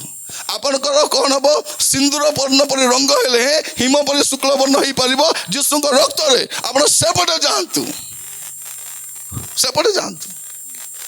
प्रभु आज आम गोटे सुजोग देइछंती, बसला बेले हमें चिंता करबार अछि। जीवन जने जीवित बोली केंती जानिबे? जहार जीवन रे यीशु अछंती से जीवित। मृत मान को मधुर उठ, से तो मरी पड़िछंती, तांकर जीवन तो यीशु नहीं, तांकर जीवन तो पवित्र आत्मा भी नाहंती। ख्रिस्टियन भिन्न आत्मा द्वारा ग्रसित होइछंती, भिन्न आत्मा द्वारा। मोर प्रिय भाई बहन माने, बेले बेले देखिबे अनेक जगह मीटिंग होतबो कि नहीं, मीटिंग होतले से गान के लोग विरोध करथिबे। मु थोड़े जाइथिली छत्तीसगढ़ रे, मीटिंग हवार थिला, किसी लोग घर घर बोली कहउछंती उस मीटिंग में मत जाना, उस मीटिंग में मत जाना। मन आश्चर्य हेले, मु कहले तमान करी से बजरंग दल शिवसेना RSS काई की दरकार, तोर पास्टर मन तो यथेष्ट, तार बुआ पर लोक हमर भितरे अछंती। हमको सेमान कौन करबे? हमको सेमान को डर नहीं, हमर डर होछ हमर भितरे थिबा लोक मान करो। जन प्रार्थना जीवा को मना करती, वाक्य जीवा को नहीं, मीटिंग जीव नहीं, सब मीटिंग जीव नहीं गले कौन जीव? कौन हम वाक्य तो शुणब। प्रिय माने, आपन जहार वाक्य शुणले शुणु, शुणला पर वाक्य आधारित कि नहीं ताको आप टैली करते वाक्य सहित। बाइबल ठारू के बड़ नुहे, ବାଇବଲ ଠାରୁ ପ୍ରଚାରକ ବଡ଼ ନୁହେଁ, ବାଇବଲ ଠାରୁ ସଂସ୍ଥା ବଡ଼ ନୁହେଁ, ବାଇବଲ ଠାରୁ ଡାଇରେକ୍ଟର ବଡ଼ ନୁହେଁ, ବାଇବଲ ଠାରୁ ପାଷ୍ଟର ମଧ୍ୟ ବଡ଼। ବାଇବଲ ସବୁଠୁ ବଡ଼। ବାଇବଲ ଯାହା କହୁଛି ତାହା ଆପଣ ମାନିବେ, ତାକୁ ଫଲୋ କରିବେ, ମୋର ପ୍ରଚାର ବି ଶୁଣିବେ। ଶୁଣିଲା ପରେ ଏ ବାଇବଲ ଅନୁସାରେ କହୁଛି କି ନା ଟିକେ ଟାଲି କରି ଦେଖିବେ। ଆହୁରି କାହାଟା ଶୁଣିବେ, ଏ ଆଜ୍ଞା କହିବାଟା ବାକ୍ୟ ଅନୁସାରେ କହୁଛନ୍ତି କି ନାହିଁ। ଆଦ୍ୟରେ ପ୍ରଚାରକ ନଥିଲେ, ଆଦ୍ୟରେ ବାକ୍ୟ ଥିଲେ। ଆଦ୍ୟରେ ମଣ୍ଡଳୀ ନଥିଲା, ଆଦ୍ୟରେ ବାକ୍ୟ ଥିଲେ। ଆଦ୍ୟରେ ଅନୁଷ୍ଠାନ ନଥିଲା, ଆଦ୍ୟରେ ବାକ୍ୟ ଥିଲେ। ତ ବାକ୍ୟର ବାହାରେ ଯେ ଯିବ ତାକୁ ଶୁଣିବେ ନାହିଁ। ଯାଆନ୍ତୁ, କ'ଣ ସୁବିଧା ଅଛି? ଆମର ଏ ଭୟ ରହିବାର ନାହିଁ ଯେ କୋଉଠି ପଳାଇଲେ ଭ୍ରମିତ ହବ। କିଛି ଭ୍ରମିତ ହବ ନାହିଁ। ମୋର ପ୍ରିୟ ଭାଇ ଭଉଣୀ ମାନେ, ପ୍ରଭୁ ଆମମାନଙ୍କୁ ଅନୁଗ୍ରହ କରନ୍ତୁ। ଆଜି ଆମେ ବସିବା ସମୟରେ ବାକ୍ୟକୁ ଆମେ ଭଲ ଭାବରେ ଧ୍ୟାନ କରିବା। ମୃତ କିଏ? ଯାହାର ଜୀବନରେ ଯୀଶୁ ନାହାନ୍ତି। ମୃତ କିଏ? ଯାହା ଜୀବନରେ ପବିତ୍ର ଆତ୍ମା ନାହାନ୍ତି, ସେ ମୃତ। ମୃତ କିଏ? ପ୍ରଥମ ତିମୋଥୀ 5 ପର୍ବ 6 ପଦ। ପ୍ରଥମ ତିମୋଥୀ 5 ପର୍ବ 6 ପଦ। କିନ୍ତୁ ଯେ ହଁ, ଭୋଗ ବିଳାସରେ ଆସକ୍ତ, କିନ୍ତୁ ଯେ ଭୋଗ ବିଳାସରେ ଆସକ୍ତ, ସେ ଜୀବିତ ଥିଲେ ହେ ମୃତ। ସେ ଜୀବିତ ଥିଲେ ହେ ମୃତ। ମୃତ। ମୃତ କିଏ? ଯେ ଭୋଗ ବିଳାସରେ ଆସକ୍ତ। ଭଲ କରି ଖାଇବି, ଭଲ କରି ପିନ୍ଧିବି, ଭଲଟା ଖାଇବି ତ ଭଲ କରି। ଭୋଗ ବିଳାସରେ ମାତିଛି ଖାଲି।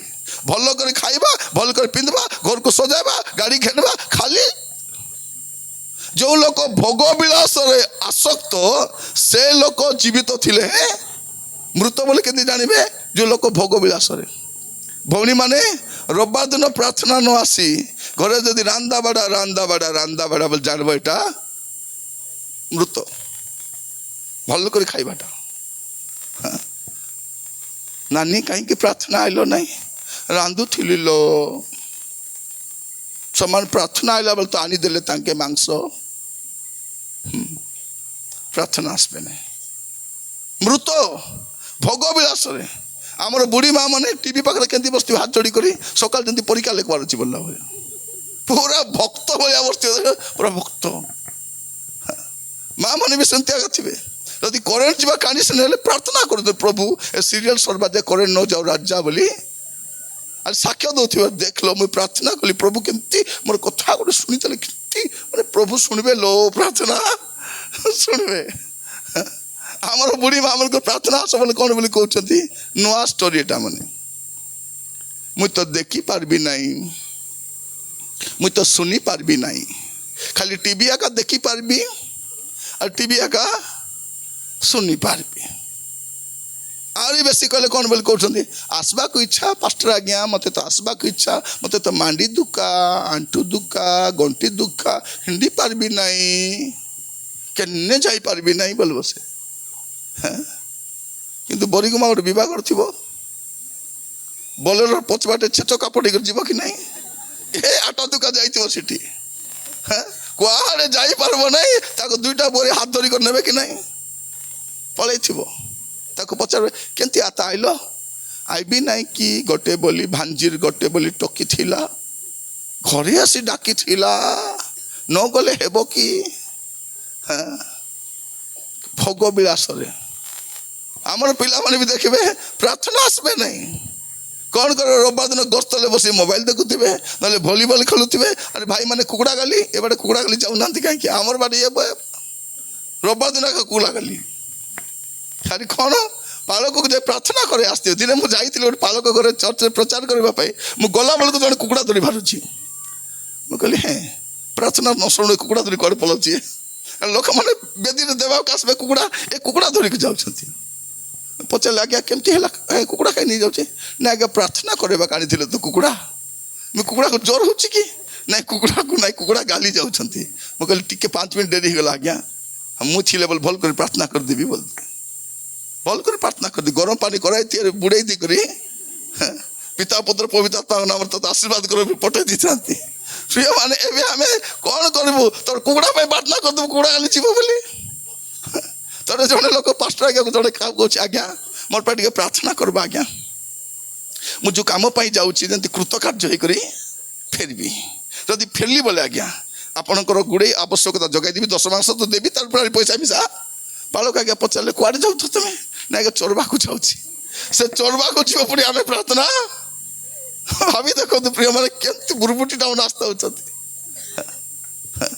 ମନ୍ଦିରରେ ଜଣେ ଲୋକ ବହୁତ ବଡ଼ ବଡ଼ କଥା କହୁଥିଲା, ଗଞ୍ଜେଇ ବିକୁଠୁ 10 ମାସ ନେବା ଲୋକ ପାଖଟା ଥିବ କି ନାହିଁ? ଥିବ। ଗଞ୍ଜେଇ ବିକବା ଯାହା, ଗଞ୍ଜେଇ ବିକୁଠୁ 10 ମାସ ନେବା ବି ସେୟା। ମୋର କଥା ଲୋକକୁ ବାଧୁଛି, ଏବେ ମନ୍ଦ ମହିଳା କଥା ଉଡ଼ୁଛନ୍ତି, ପୋଷ୍ଟ କରୁଛନ୍ତି, ଭିଡ଼ିଓ ବନାଉଛନ୍ତି, ଚାଲିକା କେତେ କରିବେ? ଆରି ପ୍ରିୟ ଭାଇ ଭଉଣୀ ମାନେ, ବେଶୀ ସମୟ ନାହିଁ, ଗୋଟେ ଟାଇମ୍ ଆସୁଛି ଯେଉଁଦିନ ପ୍ରଭୁ ଆମକୁ ଉଠେଇକି ନେଇଯିବେ। ଆମ ସେବା ସମାପ୍ତ ହେଇଯିବ, ଏ ଜଗତ ଛାଡ଼ି ଆମେ ପଳାଇବୁ, ତାପରେ ଖୋଜି ବୁଲିବେ ସେ ହୁଡ଼ବା ପାଷ୍ଟର କେନେ ଗଲା ବୋଲିକରି।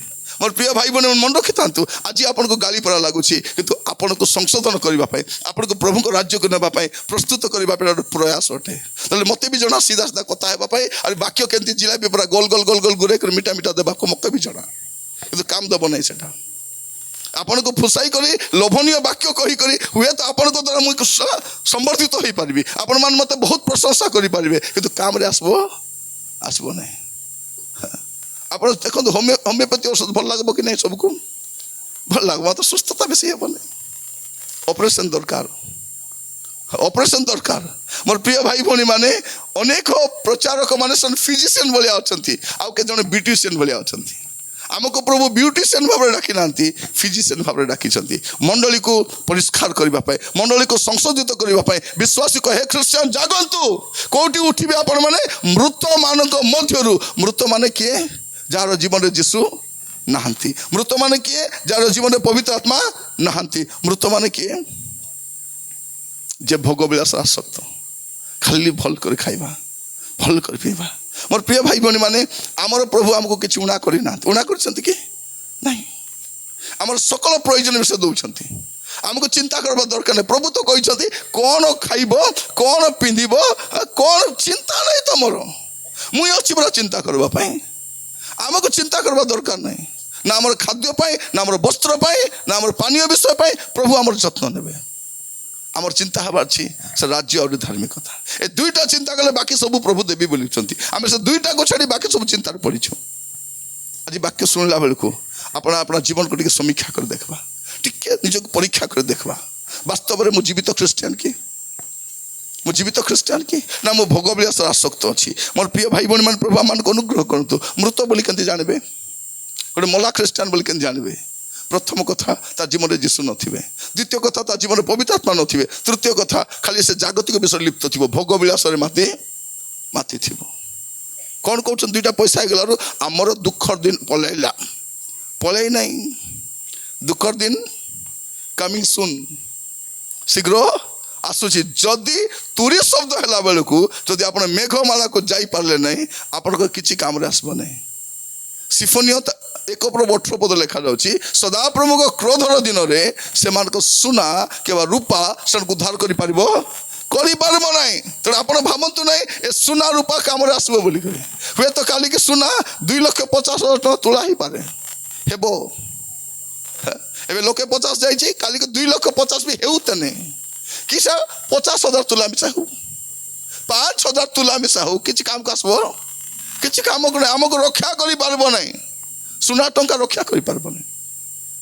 ପ୍ରିୟ ଭାଇ ଭଉଣୀ ମାନେ, ହୁଏତ ଜଗତ ପାଇଁ ଏ ଟଙ୍କା ପଇସା ବଡ଼ ବିଷୟ ହେଇପାରେ, କିନ୍ତୁ ପ୍ରଭୁଙ୍କର ରାଜ୍ୟରେ ଏଟା ନେଇପାରିବ ନାହିଁ।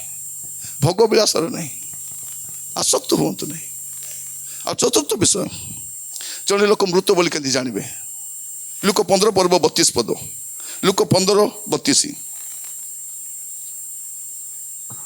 কিন্তু এই যে তোহর ভাইটি মৃত হইଥିଲା, কিন্তু এই যে তোহর ভাইটি মৃত হইଥିଲା, পুনর্বার বঞ্চিলা, হজি যাইଥିଲା ଆଉ ମିଳିଲା, সেই হেতুর উৎসব ও আনন্দ করিবা উচিত ଥିଲା। এটি কোন কହୁଛନ୍ତି বাপা তার বড় পুଅକୁ? এই যে তোর ভাইটি মরি যাইଥିଲା, মৃত হইଥିଲା। কোটি মরিଥିଲା? কোটি মরিଥିଲା? କୁସି ଚରାଉଥିଲା ପରା ଯାଇକରି। ମରିଥିଲା କି? କୁସି ଚରାଉଥିଲା କି ନାହିଁ? ଚରାଉଥିଲା। ମୃତ ବୋଲି କେମିତି କହିବେ? ଯେ ବାପାଙ୍କର ସମ୍ପତ୍ତିକୁ ନେଇ କଦାଚାରରେ ଉଡ଼େଇ ଦେଉଛି। ପ୍ରଭୁ ଦେଇଥିବା ଧନକୁ, ପ୍ରଭୁ ଦେଇଥିବା ସମ୍ପତ୍ତିକୁ ଯାଇ ନେଇ ଜଗତରେ ଉଡ଼ାଉଛି ବୁଡ଼ାଉଛି, ସେ ମୃତ। प्रभु आपन को जते ज्ञान देइछंती धन देइछंती प्रतिभा देइछंती जहाँ जहाँ प्रभु देइछंती एटा प्रभु को पाई व्यवहार न करी मंडली परित्याग करी सहभागिता परित्याग करी जे जगत रे जे बुलुची उडाउची से मृत क्रिश्चियन बापा घर पलैछि से बापा को सहभागिता पलैछि जो विश्वासी माने सहभागिता छाड़ी पलैछंती मंडली छाड़ी पलैछंती से माने मृत क्रिश्चियन माने सहभागिता रे रुहंतु मंडली रे रुहंतु प्रभु को मंडली रे रुहंतु बाहर को जानतु ने बापा को सानिध्य रे रुहंतु बापा को सम्मुख रे रुहंतु बापा को संपत्ति आपन को पाएगा हुए तो बापा आपन को ग्रहण करिवे फेरी आसबे पे प्रस्तुत के मोर प्रिय भाई भने माने प्रभु हमको प्रमोशन करूछंती प्रभु हमको चाकरी देले प्रभु हमको व्यवसाय देले प्रभु हमको धन देले ए सब नहीं के हम कौन करछु जगत रे उड़ाई दउछु जो माने प्रभु देइतबा धन संपत्ति को जगत रे उड़ाई दउछंती से माने मृत व्यक्ति अटंती बापा को सहभागिता मु जानि नाही आपण गत वर्ष केतरा रविवार प्रार्थना गले एई वर्ष गणी गणी करी सबु रविवार जीवे सबु रविवार आपण कहबे नै आसबा हाट को जीवी आसबा हाट को थिबे कि is there any guarantee no guarantee पुणी जदि थिले कोठी थिबे मेडिकल रे थिबे आईसीयू रे थिबे पैरालिसिस हे थिबे थमना को पि जाइथिबो आटा बसी जाइथिबो कोठी जीवे तो भल जते अछंती आपण मंडली उपासना परित्याग करबे नहीं से जाउछि पाई मुई जाउ नहीं ताको देखबा को मते इच्छा हमर माँ मैंने कौन कहते मोर पिला ना कि चर्च जाकर वर्शिप करूला मोर भेंडिया पिला मरीगला पिला मन वर्शिप कला को देखले मत से मन पड़े मुझे जाऊ ना तुम्हें कहीं आसुन ई चेयर रे मोर स्वामी बसुला से चेयर को देखले मत से हेतु पड़ुछि पाई मुई जाऊ नहीं तुमर घर मिसा तो स्वामी तो थिले कि नहीं खाटे सब थिले डाइनिंग टेबल बसुले बाथरूम जाऊले घर छाड़ी पलाउच नहीं छाड़ी घर पलाउच कि ए थाली रे से खाऊले ए मोबाइल का ताके व्यवहार करुले मुई फिंगी दौच से मोबाइल का मोर स्वामी मोबाइल का मके लोड़ा लोड़ा कि नहीं चर्च वाला तो कौन दुनिया स्टोरी कौन कहते से बांगटी आसुची परा ताके देखवा को मके इच्छा नहीं सेटा पे मुई प्रार्थना आसुने तार पे चर्च तुम चर्च बनाइबार अच्छे दुई भईनी मिसिक बह घर जी मिसिक माँ घर जी मिसिक साग दिया निया हेबे मात्र चर्च आसिक से आसुची पे मुई आसबी नहीं आमर छुआ माने चर्च आसबे नहीं परीक्षा अच्छी परीक्षा चलते आगे प्रार्थना आसबार अच्छी सोमवार दिन परीक्षा अच्छी रविवार दिन प्रार्थना आसबार अच्छी तबे चर्च न आसिक 100% आसवा आनवा अपेक्षा चर्च न आसिक चर्च आसिक 90% भी आनो कि ना ए चर्च न आसिक केतला मार्क आनुच रिजल्ट भाले जना पड़बो मार्च मासरे आसबो कि रिजल्ट माँ माने एबे मार्च रे रिजल्ट आसबो पिलान परीक्षा लिखबे ए फेब्रुआरी एप्रिल मार्च बाटे रिजल्ट आसबो कि ना एप्रिल बाटे छुट्टी बाडनी गोटे कबाट कोने रखि दिबो ए प्रार्थना न आसबा लोकर भूत उत्तर बापे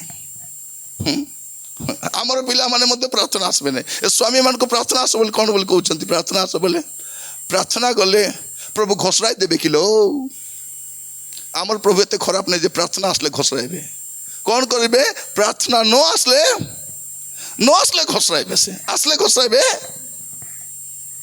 जो माने बापांकर सहभागितारू पितांकर सानिध्यरू दूर को पलांती मृत लोक माने से माने आपन को कहवा चाहे फेरी आसतु हुए तो आप जीवन भल ना चरित्र भल ना प्रभु देला धन संपत्ति उड़ाई देले किसी जायस ना बापा पुणी थर देवा रेडी अच्छा पुणी ग्रहण करवा रेडी अच्छा आपण से असना औषधड़ा सब हरई अवस्था पिता आपन को आलिंगन करेंगे आपन को ग्रहण करवा रेडी अच्छा फेरवा रेडी अच्छा कि जदि फेरी आसब से पुणी बंचीज आज फेरवा चेष्टा करवा मोर प्रिय भाई भाई माने मृत किए मुझे आप कहते ए मृत मान मध्य उठ हे निद्रित जाग मृत मान मध्य उठ मृत किए जार जीवन में जीशु ना से मृत किए जा जीवन में पवित्र आत्मा ना ପ୍ରିୟ ଭାଇ ଭଉଣୀ ମାନେ ପବିତ୍ର ଆତ୍ମା କ'ଣ କରନ୍ତି? ଆମକୁ ପବିତ୍ର କରନ୍ତି, ପବିତ୍ରତାରେ ଚାଲିବା ପାଇଁ ସାହାଯ୍ୟ କରନ୍ତି। ପବିତ୍ର ଆତ୍ମାଙ୍କର କାମ ସେ ଅଟେ। ମୁଁ ଆପଣମାନଙ୍କୁ କହିବା ପାଇଁ ଚାହେଁ, ମୃତ କିଏ? ଯେ ଭୋଗ ବିଳାସରେ ଲିପ୍ତ। ମୃତ କିଏ? ଯେ ବାପାଙ୍କର ସମ୍ପତ୍ତିକୁ ନେଇ, ପ୍ରଭୁ ଦେଇଥିବା ଧନ ସମ୍ପତ୍ତିକୁ ନେଇ, ପ୍ରଭୁ ଦେଇଥିବା ଜ୍ଞାନକୁ ନେଇ, ବୁଦ୍ଧିକୁ ନେଇ ସେ ଜଗତରେ ବିନିଯୋଗ କରୁଛି, ଉଡ଼େଇ ଦେଉଛି, ବୁଡ଼େଇ ଦେଉଛି। ସେ ମୃତ ଖ୍ରୀଷ୍ଟିଆନ ଅଟେ, ଡେଡ୍ ଖ୍ରୀଷ୍ଟିଆନ। ମୃତ କିଏ? ମାଥ୍ୟୁ 23 ପର୍ବ 27-28। ମାଥ୍ୟୁ 23 27-28। ହାୟ ହାୟ ହଁ ଦଣ୍ଡର ପାତ୍ର କପଟି ଶାସ୍ତ୍ରୀ କ'ଣ ଲେଖାଛି? ହାୟ ହାୟ ଦଣ୍ଡର ପାତ୍ର କପଟି ଶାସ୍ତ୍ରୀ ଓ ଫାରୁସୀ ମାନେ, କାରଣ ତୁମେ ମାନେ ଶୁକ୍ଳୀକୃତ ସମାଧି ସ୍ୱରୂପ, ତୁମେ ମାନେ ଶୁକ୍ଳୀକୃତ ସମାଧି ସ୍ୱରୂପ, ତା ବାହାରେ ସୁନ୍ଦର ଦେଖାଯାଏ, ତା ବାହାରେ ସୁନ୍ଦର ଦେଖାଯାଏ, କିନ୍ତୁ ଭିତରେ ମୃତମାନଙ୍କ ଅସ୍ଥି ଓ ସର୍ବ ପ୍ରକାର ଅଶୁଚିତାରେ ପରିପୂର୍ଣ୍ଣ। ମୃତ କିଏ? ଯେଉଁମାନେ ଖାଲି ବାହାରେ ଧର୍ମ କର୍ମ ଦେଖାଇଉଛନ୍ତି, ବାହାରେ ଭଲ ଦେଖାଇଉଛନ୍ତି, ବାହାରେ ସୁନ୍ଦର ଦେଖାଯାଉଛନ୍ତି, କିନ୍ତୁ ଭିତରେ ସୁନ୍ଦର ନାହାନ୍ତି। ଏମାନେ କେମିତି? ଚୂନ ଦେଇଥିବା କବର ପରା। ଆପଣମାନେ କବରକୁ ଚୂନ ଦେଉଛନ୍ତି କି ନାହିଁ? ଦେଉଛନ୍ତି। ବାହାରେ କେମିତି ଦେଖାଯାଉଛି? ଚୂନ ମାରିଦେଲେ ବୋଲେ ଭୟଙ୍କର ଦେଖୁଥିବୁ, ବଢ଼ିଆ ଚୂନ ଦେଇଥିଲୁ, ବଢ଼ିଆ ଚୂନ ଦେଲୁ। ଭିତରେ କ'ଣ ଅଛି? କ'ଣ ଅଛି? କିଛି ନାହିଁ, ଦୁର୍ଗନ୍ଧ ଅଛି। ଆମର ଜୀବନ ବି ସେମିତି ଆକା। ବାହାରେ ସୁନ୍ଦର ଦେଖାଯାଉଛି, ଭିତରେ ମୃତ କର୍ମ ସବୁ ରହିଛି, ଗୁପ୍ତ ପାପ ସବୁ ରହିଛି, ଦୁର୍ଗନ୍ଧ ବିଷୟ ସବୁ ରହିଛି। ଏମାନଙ୍କୁ ମୃତ ଖ୍ରୀଷ୍ଟିଆନ ବୋଲି କୁହାଯାଏ। କବର, ଚୂନ ଦେଇଥିବା କବର ଭଳିଆ ଏମାନେ। ଶାସ୍ତ୍ରୀ ଫାରୁସୀ ହେଇପାରନ୍ତି, ବହୁତ ଜ୍ଞାନ ଥାଇପାରେ, ବହୁତ ବୁଦ୍ଧି ଥାଇପାରେ, ବହୁତ ବାକ୍ୟ ଜାଣି ଥାଇପାରନ୍ତି, ବଡ଼ ବଡ଼ ଅନୁଷ୍ଠାନର ନେତା ହେଇପାରନ୍ତି, କିନ୍ତୁ କେମିତି ଏମାନେ? ଶୁକ୍ଳୀକୃତ ସମାଧି, ବାହାରେ ଚୂନ ଦେଲା କବର ପରା, ଭିତରେ କପଟତା ପରିପୂର୍ଣ୍ଣ, ଅଶୁଚିତା ପରିପୂର୍ଣ୍ଣ, ନାନା ପାପ ପରିପୂର୍ଣ୍ଣ। ମୃତ କିଏ? ସେମାନେ ଜୀବନ ନ ସଜାଡ଼ି ଧର୍ମ କର୍ମରେ ଲିପ୍ତ ଅଛନ୍ତି। ପ୍ରାର୍ଥନା ତ ଆସୁଛନ୍ତି, ବାକ୍ୟ ତ ଦେଉଛନ୍ତି, ଶିକ୍ଷା ତ ଦେଉଛନ୍ତି, ଜୀବନ ଠିକ୍ ନାହିଁ। ବାକ୍ୟ ଠିକ୍ କହୁଛନ୍ତି, ଜୀବନ ଠିକ୍ ନାହିଁ। ଭାବୁଛନ୍ତି କିଏ ଜାଣିନାହାନ୍ତି? ଚୂନ ଦେଲା କବର, ତ ଭିତରଟା କିଏ ଦେଖୁଛି? ଆମର ଜୀବନ ଗୁଡ଼ାକ ଚୂନ ଦେଲା କବର ପରା ହେଇଯାଇଛି। ବାହାରେ ବହୁତ ସୁନ୍ଦର, ବହୁତ ବଢ଼ିଆ, ବହୁତ ବଢ଼ିଆ। ସେ ନାନୀ ନାହିଁ କେତେ ବଢ଼ିଆ ଗୀତ ଗାଇବେ, ତାଙ୍କ ଗୀତ ଶୁଣିଲେ ବୋଲେ ତାଙ୍କ ସାଥିରୀକୁ ଯେମିତି କଥା କହିବେ। ତାଙ୍କ ଶାଶୁ ବୁଢ଼ୀ ଖାଲି ଶରୀରରେ ଏକା ମରିନି, ଆତ୍ମାରେ କେବେ ମରି ସାରିଲାରେ। ଆମର ବୁଢ଼ୀ ମାନେ ତାଙ୍କର ବୁଆରୀ ମାନେ କେମିତି ସାଧୁଛନ୍ତି। ଏ ବାପରେ, ପ୍ରାର୍ଥନା କର ବୋଲେ ହେ ରାଜା, ହେ ପ୍ରଭୁ, ଏତେ ସୁନ୍ଦର ପ୍ରାର୍ଥନା କର। ଦେଖିଲେ ବୋଲେ ଏ ବୁଢ଼ୀ ମା ଏତେ ସୁନ୍ଦର ପ୍ରାର୍ଥନା କରି ଦେଖିଲା ବୁଆରୀ କାଦାଉଥିବ। ଭାଇମାନେ ଆସିକରି ଏଠି ଆରାଧନା କରୁଥିବେ, ସ୍ତ୍ରୀକୁ ସିଆଡ଼େ ମ୍ୟୁଜିକ୍ ବଜାଉଥିବ, ସିବାଟେ ପେଡ଼ ଆକା ସେଠି ପେଡ଼ ବଜାଉଥିବେ, ଏଠି ଗୀତ ଆସିକରି ଗାଉଥିବେ। ଅନେକ ଭଉଣୀ ମାନେ ଭୋକୁଆ ହେଇ ବିବାହ ହେଇଗଲେ। କ'ଣ ବୋଲି କହିଲେ? ବିବାହ ହେବା ପୂର୍ବରୁ କ'ଣ କହିଥିଲେ ଭଉଣୀ? ହେଲୋ, ତତେ କେବେ ମିଶା ହାତ ଲଗାଇବି ନାହିଁ, ଯଦି ଲଗାଇବି ବୋଲେ ଗଡ଼େ ଆକା ଲଗାଇବି ବୋଲି କହିଥିଲେ। ସେ କ'ଣ କହିଥିଲେ? ଯେବେ ତକ ଲଗାଇବି ହାତରେ ଲଗାଇବି ନାହିଁ। ଆମର ବୁଢ଼ୀ ମା ମାନେ କ'ଣ ବୋଲି କହିଥିଲେ? ଆମର ବାବୁ ନାହିଁ କି ମଦକୁ ଶୁଙ୍ଘି ମିଶା ଦେଖବ ନାହିଁ। ତାର ମାନେ କିଛିଟା ପିଇବ ନାହିଁ ବୋଲି କହିଲେ, ଶୁଙ୍ଘି ଦେଖବ ନାହିଁ ବୋଲି କହିଲେ। ତାର ମାନେ କ'ଣ?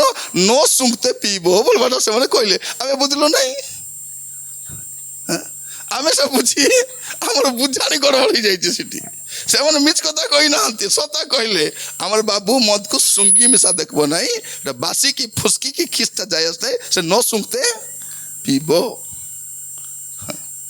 ମୋର ପ୍ରିୟ ଭାଇ ଭଉଣୀ ମାନେ, କମଟା ମାନେ ଆମକୁ ପ୍ରଭୁ ବୋଲି ସମ୍ଭାଳିଛନ୍ତି, ଆମକୁ ପ୍ରଭୁ ବୋଲି ସମ୍ଭାଳିଛନ୍ତି। ବାକି ଲୋକ ଟୋଟେ ଆମରି ଖେତେ ଗେଟ୍ ଆଉଟ୍, ତମ ପୁରା ଖ୍ରୀଷ୍ଟିଆନ ମୋକେ ଲୋଡ଼ା କାଢ଼େ ବୋଲି କହିଥାନ୍ତି। କିନ୍ତୁ ଏତେ ଦୟାଳୁ ପ୍ରଭୁ ଆମକୁ ଏବେ ଯାଏ ସମ୍ଭାଳିଛନ୍ତି, ଏ ବର୍ଷ ମିଶା ଦେଇଛନ୍ତି। ଆମେ ଭଲ ଥିଲୁ ବୋଲି ବର୍ଷ ଦେଇନାହାନ୍ତି, ସେ ଭଲ ବୋଲି ଆମକୁ ଦେଇଛନ୍ତି। ଆମ ଜୀବନରେ ଅନେକ ଦୁର୍ବଳତା ଅଛି, ଅନେକ ପାପ ଅଛି, ଏବେ ବି ଆମର ଅଛି। ଆଜି ମୁଁ କହିବା ପାଇଁ ଚାହେଁ, से शुक्लीकृत समाधि भाया हेबा नहीं प्रभु को पाखु जीवा कहवा प्रभु मो भितर दुर्बलता अच्छी मो पारू नहीं प्रभु अनेक भाई माने जीवन सजाड़ा हो ना से आम कौन कह आज्ञा मुझे मद छाड़ी तेबे आका प्रार्थना आसबी सेमती नहीं मद पीला बेला आस तेज छाड़े आप जुआ छाड़िले आका प्रभु नहीं आस छाड़े प्रार्थना बसतु आराधना बसतु धीरे धीरे पलैब से धीरे धीरे छाड़देवे आप प्रार्थना कहीं गोटे कैंडल जदि लगला बोले अंधकार पलैब कि नहीं आम अंधकार को खेदी करी आलू आनी हेब नहीं घर अंधकार सब खेदी देवी तापर कैंडल गोटे नहीं कैंडल गोटे लगे दिंतु अंधकार पलि से ज्योति आसिले अंधकार पलि समस्त कहवाई चाहे मोर प्रिय भाई भाई माने प्रभु जीशु शीघ्र आसुंच आमने कौन करार अच्छी आम जीवन को सजाड़ अच्छी ए मृत अवस्था कहीं निद्रित जाग आप तो निद्रित अच्छा ए तो मरीची मला लोक किए जहाँ जीवन जीशु ना मला लोक किए जहाँ जीवन पवित्र आत्मा ना मला लोक किए जे खाइबा पीबार व्यस्त भोग विलास लिप्त से मृत मृत किए प्रभु देता ज्ञान टंका पैसा को जगत उड़ाई दूची जगत उड़ाई दूची देखु प्रभु आम को केते आशीर्वाद कर चांदा पैसा केते दौचु देखबी रे भाई भाई माने आमर सब पैसा आम जगत उड़ाऊँ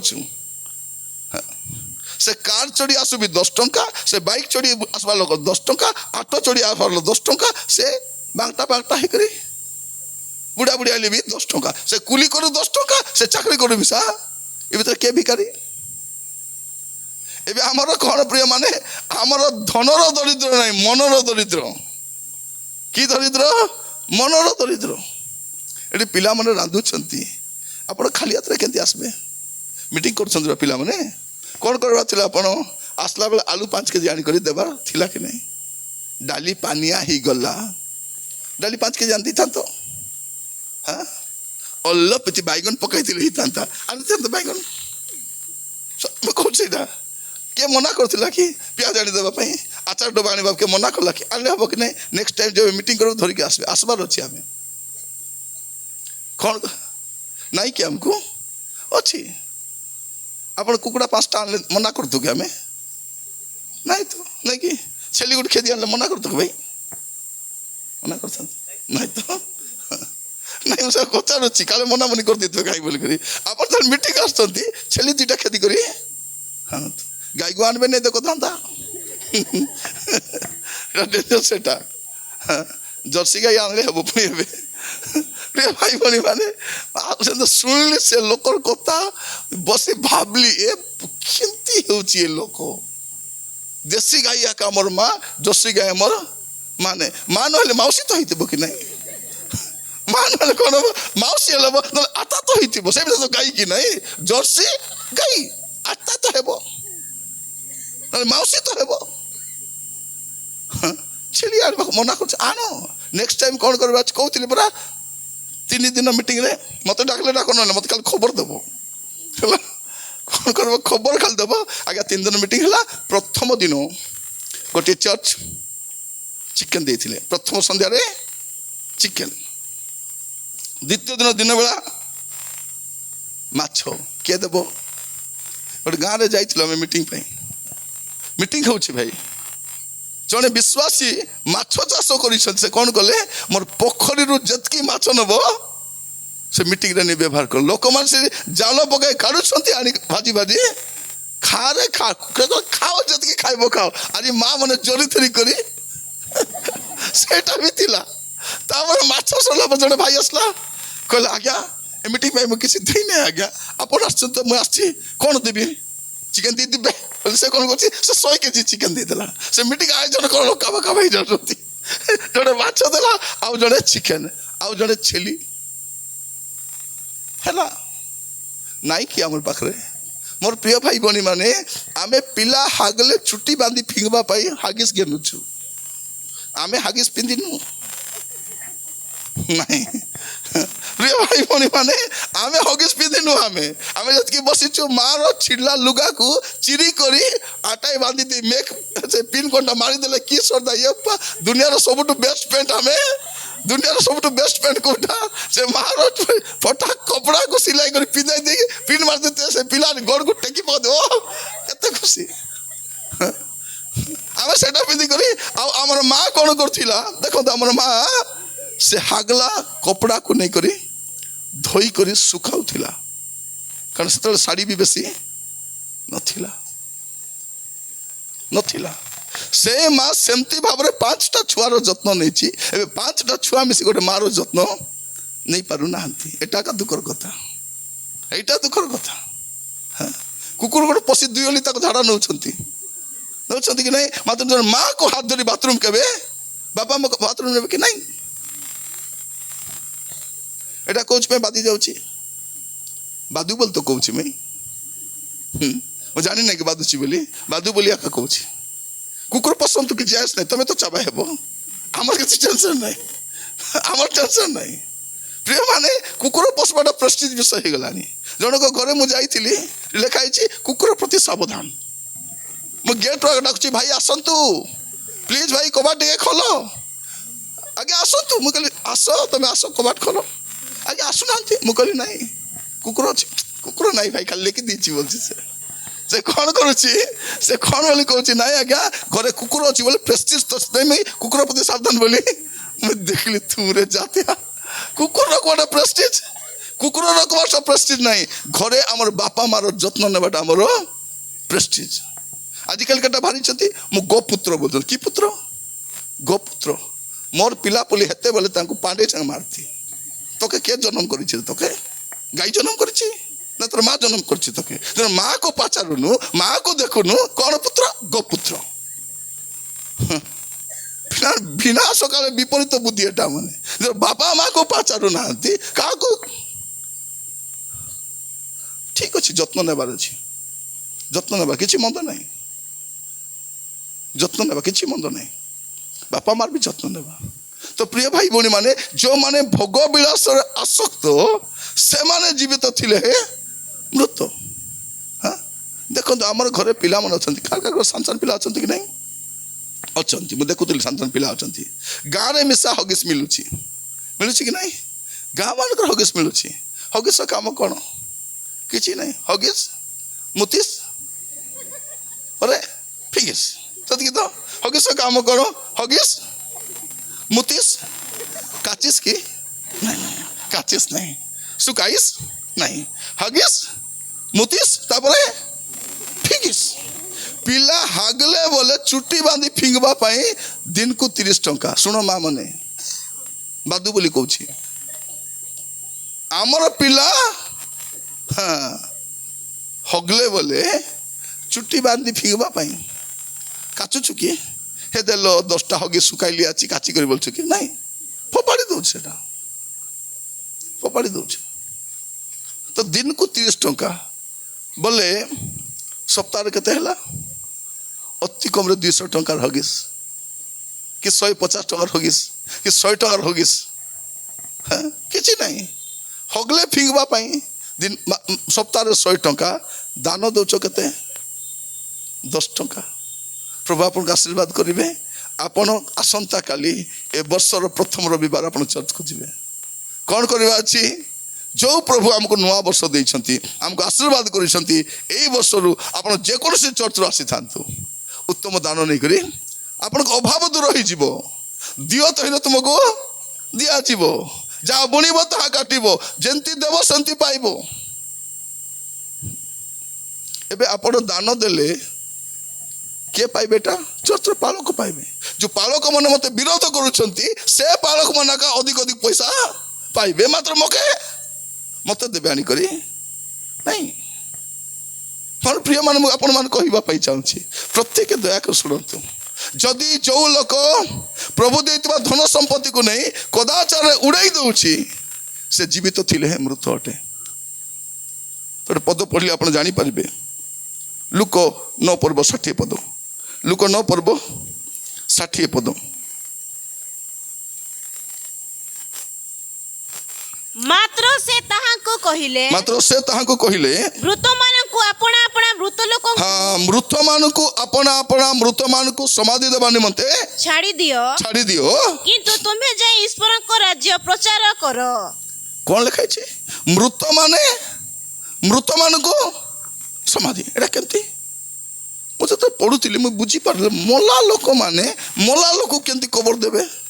ଗୋଟେ ମଲା ଲୋକ କବର ଦେଇପାରିବ କି? ଯେତେବେଳେ ଏଇ ପଦ ଗୁଡାକ ମୁଁ ଧ୍ୟାନ କଲି ଗୋଟେ ବିଷୟ ଜାଣିଲି, ମୃତ ବୋଲେ କିଏ? ଯାହା ଜୀବନରେ ଯୀଶୁ ନାହାନ୍ତି ସେ ମୃତ, ଯାହା ଜୀବନରେ ପବିତ୍ର ଆତ୍ମା ନାହାନ୍ତି ସେ ମୃତ, ଯେ ଭୋଗ ବିଳାସ ଆସକ୍ତ ସେ ମୃତ, ଯେ ପ୍ରଭୁ ଦେଇଥିବା ସମ୍ପତ୍ତିକୁ ନେଇ କଦାଚାର ଅଛି ସେ ମୃତ, ଯେମାନେ ଶୁକ୍ଳୀକୃତ ସମାଧି ସେମାନେ ମୃତ। ହେଲେ ଧର୍ମ କର୍ମ ମାତ୍ର ଭିତରେ ଏ ମୃତ, ଏ ମଲା ଲୋକମାନେ ସେ ମଲା ଲୋକମାନଙ୍କୁ କବର ଦେବେ। এই মলা লোক যার জীবনে যিশু নাহান্তি এ মলা, সে মলা লোক যার জীবনে যিশু নাহান্তি সে মলা লোক তাকে কবর দেব। এমতি মলা লোক আমার চর্চରେ ভর্তি অଛନ୍ତି। ମୋର ପ୍ରିୟ ଭାଇ ଭଉଣୀ ମାନେ ମୁଁ ଆପଣମାନେ କହିବା ପାଇଁ ଚାହେଁ, ଆମମାନେ ଆତ୍ମିକ ଭାବରେ ମୃତ ବ୍ୟକ୍ତିମାନଙ୍କୁ ଆମେ ଦେଖୁଛୁ। ଏ ଆତ୍ମିକ ଭାବରେ ମୃତ ବ୍ୟକ୍ତିମାନେ ଏ ଶାରୀରିକ ଭାବରେ ମୃତ ବ୍ୟକ୍ତିମାନଙ୍କୁ ସମାଧି ଦିଅନ୍ତୁ। ଆପଣ ସ୍ୱର ମଧ୍ୟରୁ ବାହାରି ଆସନ୍ତୁ। ଆଜି ଆମେ ପ୍ରାର୍ଥନା କରିବା। ପ୍ରତ୍ୟେକ କହିବା ପାଇଁ ଚାହେଁ ପ୍ରିୟ ଭାଇ ଭଉଣୀ ମାନେ, ମୁଁ ଜାଣେ ନା ଦ୍ୱିତୀୟ ଥର କେବେ ସୁଯୋଗ ମିଳିବ। ବହୁତ ବର୍ଷ ତଳେ ଆସିଥିଲି ଏଠି, ବହୁତ ବର୍ଷ ତଳେ ଆସିଥିଲି, ଏଇଟା ଧଳା ହେଇନଥିଲା ସେତେବେଳେ। ଏବେ ହେଇଯାଇଛି, 2-4ଟା ଅଛି। ଆଉ ନେକ୍ସଟ ଟାଇମ୍ ଆଇଲା ବେଳକୁ ପୁରା ବୋଲ ଦେଉଛନ୍ତି, ବୋଲା ଡେରି ହବ ବୋଲବାଟା। ମୁଁ ଆପଣ କହିବା ପାଇଁ ଚାହେଁ ମୋର ପ୍ରିୟ ଭାଇ ଭଉଣୀ ମାନେ, ଏତେ ବିଳମ୍ବରେ ଆମେ ଆସୁଛୁ ସେତେ ଆପଣଙ୍କୁ ପଦେ କହିକି ଯିବା ପାଇଁ ଚେଷ୍ଟା କରୁଛୁ। ହୁଏତ ମୁଁ ଦ୍ୱିତୀୟ ଥର ଆସିଲା ବେଳକୁ ପ୍ରଭୁଙ୍କର ଆଗମନ ବି ହେଇଯାଇଥାଇପାରେ, ଆମେ ମେଘମାଳ ବି ସାକ୍ଷାତ କରିପାରୁ। କାରଣ ମୁଁ ଏ ଜଗତର ଗତିବିଧିକୁ, ଏ ସମାଜର ଗତିବିଧିକୁ, ଏ ମଣ୍ଡଳୀର ଅବସ୍ଥାକୁ, ଏ ସମାଜର ଅବସ୍ଥାକୁ, ଏ ସରକାରର ଅବସ୍ଥାକୁ ଦେଖିଲା ବେଳକୁ ଆଉ ବେଶୀ ସମୟ ନାହିଁ, ପ୍ରଭୁଙ୍କର ଆଗମନ ପାଖେ ହେଲାନି। ଖାଲି ଯିବା ପାଇଁ ପ୍ରସ୍ତୁତ ଥାନ୍ତୁ। ଏ ନିଦ୍ରିତ ଜାଗ, ମୃତମାନଙ୍କ ମଧ୍ୟରୁ ଉଠ, ଖ୍ରୀଷ୍ଟ ତୁମକୁ ଆଲୋକ ପ୍ରଦାନ କରିବେ। ଆଲୋକିତ ହେବା ସମୟ ଆସିଛି। ଆମମାନେ ସେ ଦୀପ୍ତି ପ୍ରକାଶିତ ହେବା ପାଇଁ ଯାଉଛନ୍ତି। ମୋର ପ୍ରିୟ ଭାଇ ଭଉଣୀ ମାନେ, ଆଜି ଆମେ କ'ଣ କରିବା? ଆମ ଜୀବନକୁ ସମୀକ୍ଷା କରି ପ୍ରଭୁ ଜାଣନ୍ତି। ସେ କହୁଛନ୍ତି ଆମେ ତୁମର କର୍ମ ଜାଣୁ। ଆସନ୍ତୁ ଆପଣ ଆପଣ ସ୍ଥାନରେ ଠିଆ ହେବା ଆଉ ପ୍ରାର୍ଥନା କରିବା ପାଇଁ ଯିବା। ସମସ୍ତେ ଆପଣ ଆପଣ ସ୍ଥାନରେ ଠିଆ ହେବା ଆଉ ପ୍ରାର୍ଥନା କରିବା ପାଇଁ ଯିବା। ସମସ୍ତେ ଆପଣମାନଙ୍କୁ ଉଠିବାଟା କଷ୍ଟ ହେଇପାରେ, ଆରାମରେ ବସିଛନ୍ତି, ଧୀରେ ଧୀରେ ଉଠନ୍ତୁ। ଆମମାନେ ସମସ୍ତେ ପ୍ରାର୍ଥନା କରିବା ପାଇଁ ଯିବା। ପ୍ରତ୍ୟେକ କହିବା ପାଇଁ ଚାହେଁ, ଆସନ୍ତୁ ଆମେ ସମସ୍ତେ ପ୍ରଭୁଙ୍କ ହସ୍ତରେ ସମର୍ପିତ ହେବା। ପ୍ରଭୁଙ୍କୁ କହିବା, ପ୍ରଭୁ ମୁଁ ଆପଣଙ୍କ ପାଖକୁ ଆସିଛି, ମୋତେ ଦୟାକରି ସାହାଯ୍ୟ କର। ହେ ମୋର ପ୍ରିୟ ଭାଇ ଭଉଣୀ ମାନେ, ଆମର ଜୀବନ କାହାରି ବି ଭଲ ନୁହେଁ। ଆମେ ପ୍ରଭୁଙ୍କ ପାଖକୁ ଯିବା ଆଉ ତାଙ୍କୁ କହିବା, ପ୍ରଭୁ ମୁଁ ଆପଣଙ୍କ ପାଖକୁ ଆସିଛି, ପ୍ରଭୁ ମୋତେ ଦୟାକରି ସାହାଯ୍ୟ କର। ଓ ମୋର ପ୍ରିୟ ଭାଇ ଭଉଣୀ ମାନେ, ପ୍ରଭୁ ଆମମାନଙ୍କୁ ଗୋଟେ ସୁନ୍ଦର ଅବକାଶ ଦେଇଛନ୍ତି ତାଙ୍କ ଉପସ୍ଥିତିକୁ ଆସିବା ପାଇଁ। ହାଲେଲୁୟା। ଆମେ ସେ ଗୀତ ବୋଲିବା ପୁଣି ଥରେ, ଉଠ ଜାଗ ଭେଟିବାକୁ ଯୀଶୁ ରାଜାରେ। ସମସ୍ତେ ମୁକ୍ତ କଣ୍ଠରେ ବୋଲିବା, ପ୍ରାର୍ଥନା ସହିତ ବୋଲିବା ଆଉ ପ୍ରଭୁଙ୍କ କତିରେ ସମର୍ପିତ ହେଇକି ବୋଲିବା, ଉଠ ଜାଗ ଭେଟିବାକୁ ଯୀଶୁ ରାଜାରେ। ମୋର ପ୍ରିୟ ଭାଇ, ଉଠିବା ସମୟ ଆସିଛି। ଏ ଖ୍ରୀଷ୍ଟିଆନ ଉଠ, ମୃତମାନଙ୍କ ମଧ୍ୟରୁ ଉଠ, ଯେଉଁମାନେ ଭୋଗ ବିଳାସରେ ଆସକ୍ତ, ଯେଉଁମାନଙ୍କ ଜୀବନରେ ଯୀଶୁ ନାହାନ୍ତି, ଏପରି ଖ୍ରୀଷ୍ଟିଆନ ମାନଙ୍କ ମଧ୍ୟରୁ ଉଠି ଆସନ୍ତୁ।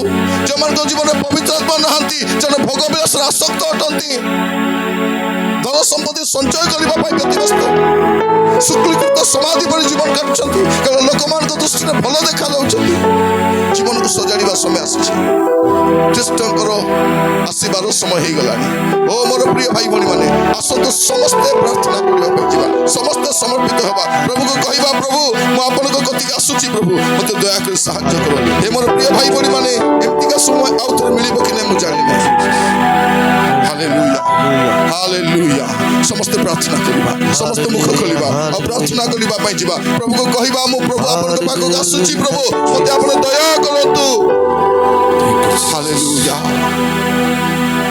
ହାତ ଯୋଡ଼ିବା, ମୁଣ୍ଡ ନୁଆଇବା, ପ୍ରାର୍ଥନା କରିବା, ସମର୍ପିତ ହେବା। ଏବେ ଜାଗିବାର ସମୟ, ପ୍ରଭୁଙ୍କର ଆସିବାର ସମୟ ହେଇଗଲା। ଏ ଖ୍ରୀଷ୍ଟିଆନ ମାନେ ଜାଗନ୍ତୁ, ମୃତ ଅବସ୍ଥାରୁ ଜାଗି ଉଠନ୍ତୁ, ମୃତମାନଙ୍କ ମଧ୍ୟରୁ ବାହାରି ଆସନ୍ତୁ। ଆସନ୍ତୁ, ଜାଗତିକ ମନା ଲୋକମାନଙ୍କ ବାହାରି ଆସନ୍ତୁ। ଜଣେ ଖ୍ରୀଷ୍ଟିଆନ ବୋଲି କହୁଛନ୍ତି କିନ୍ତୁ ସେମାନଙ୍କ ଜୀବନରେ ଯୀଶୁ ନାହାନ୍ତି, ସେମାନଙ୍କ ଜୀବନରେ ପବିତ୍ର ଆତ୍ମା ନାହାନ୍ତି, ପବିତ୍ର ଜୀବନ କାଟୁନାହାନ୍ତି, ଭୋଗବିଳାସ ଲିପ୍ତ ଅଟନ୍ତି। ସେମାନଙ୍କ ମଧ୍ୟରେ ଆପଣ ବାହାରି ଆସନ୍ତୁ। Hallelujah, hallelujah, hallelujah, hallelujah, hallelujah. Yes, Lord. Yes, Lord. Yes, Lord. Yes, Lord. Yes, Lord.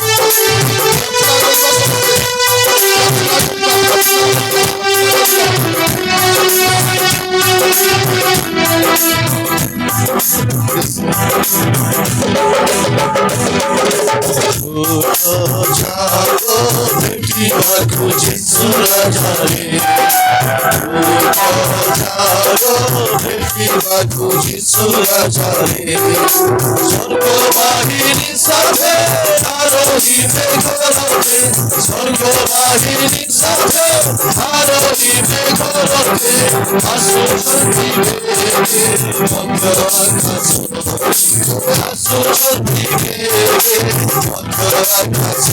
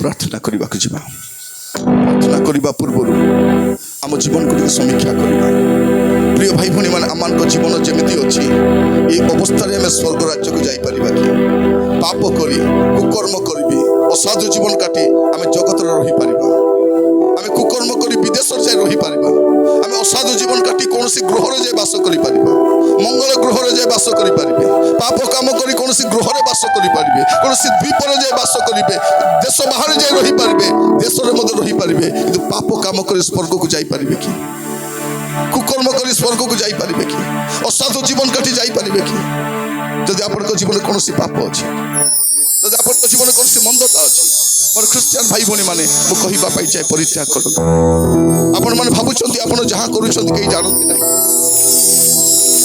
आप भूल कम कर जानती ना लोक मैंने लुचि लुचि मद पीऊँ लुचि लुचि जुआ खेलुंट व्यभिचार कम कर खराब वीडियो देखुं अन्य सहित संपर्क रखुंट अनेक पाप कम कर हुए तो आप स्त्री को आप स्वामी को लोक मान को बोका बनई पारे कि प्रभु सब जानी से आपणकर जीवन को जाना सत्वे वर्ष दे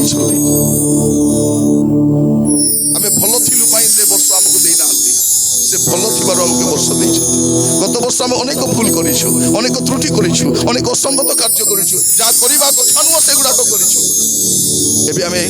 आम जीवन को समीक्षा करवा प्रत्येक कहवाई चाहे पुओ झी मैंने भूल कम कर बापा माँ को बोका बनई पार प्रिय स्वामी मैंने प्रिय भौणी मैंने आप भावती मो विषय कहीं जानती ना कि आप मन रखी था आप विषय प्रभु सब जानी गोटे सुजोग अच्छी जीवन को समर्पण करूँ कहतु प्रभु को प्रभु जनात अजनात जहाँ भी पाप कर प्रिय भाई भौणी मैंने ये जगत आम रही स्थान नुहे 70-80 वर्ष पर जगत को आम विदाय ना पड़ो 70-80 वर्ष भर मरवा पड़ो ए जगत एमती परिस्थिति आसी 70-80 वर्ष बंचा भी कष्ट खाद्य विषाक्त पानीय जल विषाक्त जलवायु विषाक्त औषध विषाक्त मनुष्य विषाक्त आम ए प्रकार घृणा ए प्रकार आतंक मत बास करुचु आम केते दिन जगत में बचवा आम जानी ना आम पिला माने भी सुरक्षित नुह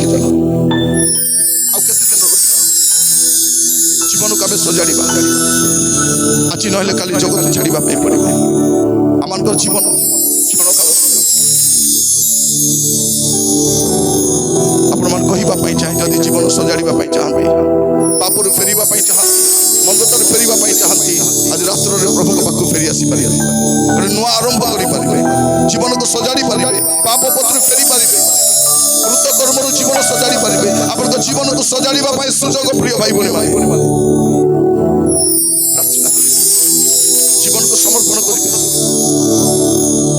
जीशु ख्रीस्ट को ग्रहण कले धर्म परिवर्तन हुए ना जीवन परिवर्तन चरित्र परिवर्तन हुए स्वभाव परिवर्तन हुए आम धर्म परिवर्तन करना आम जाति परिवर्तन करना आम नाम परिवर्तन करना आम जीशु को ग्रहण कर स्वभाव परिवर्तन करने आम जीवन परिवर्तन करने आम चरित्र परिवर्तन करने जब से आप जीवन आसवे आप जीवन परिवर्तित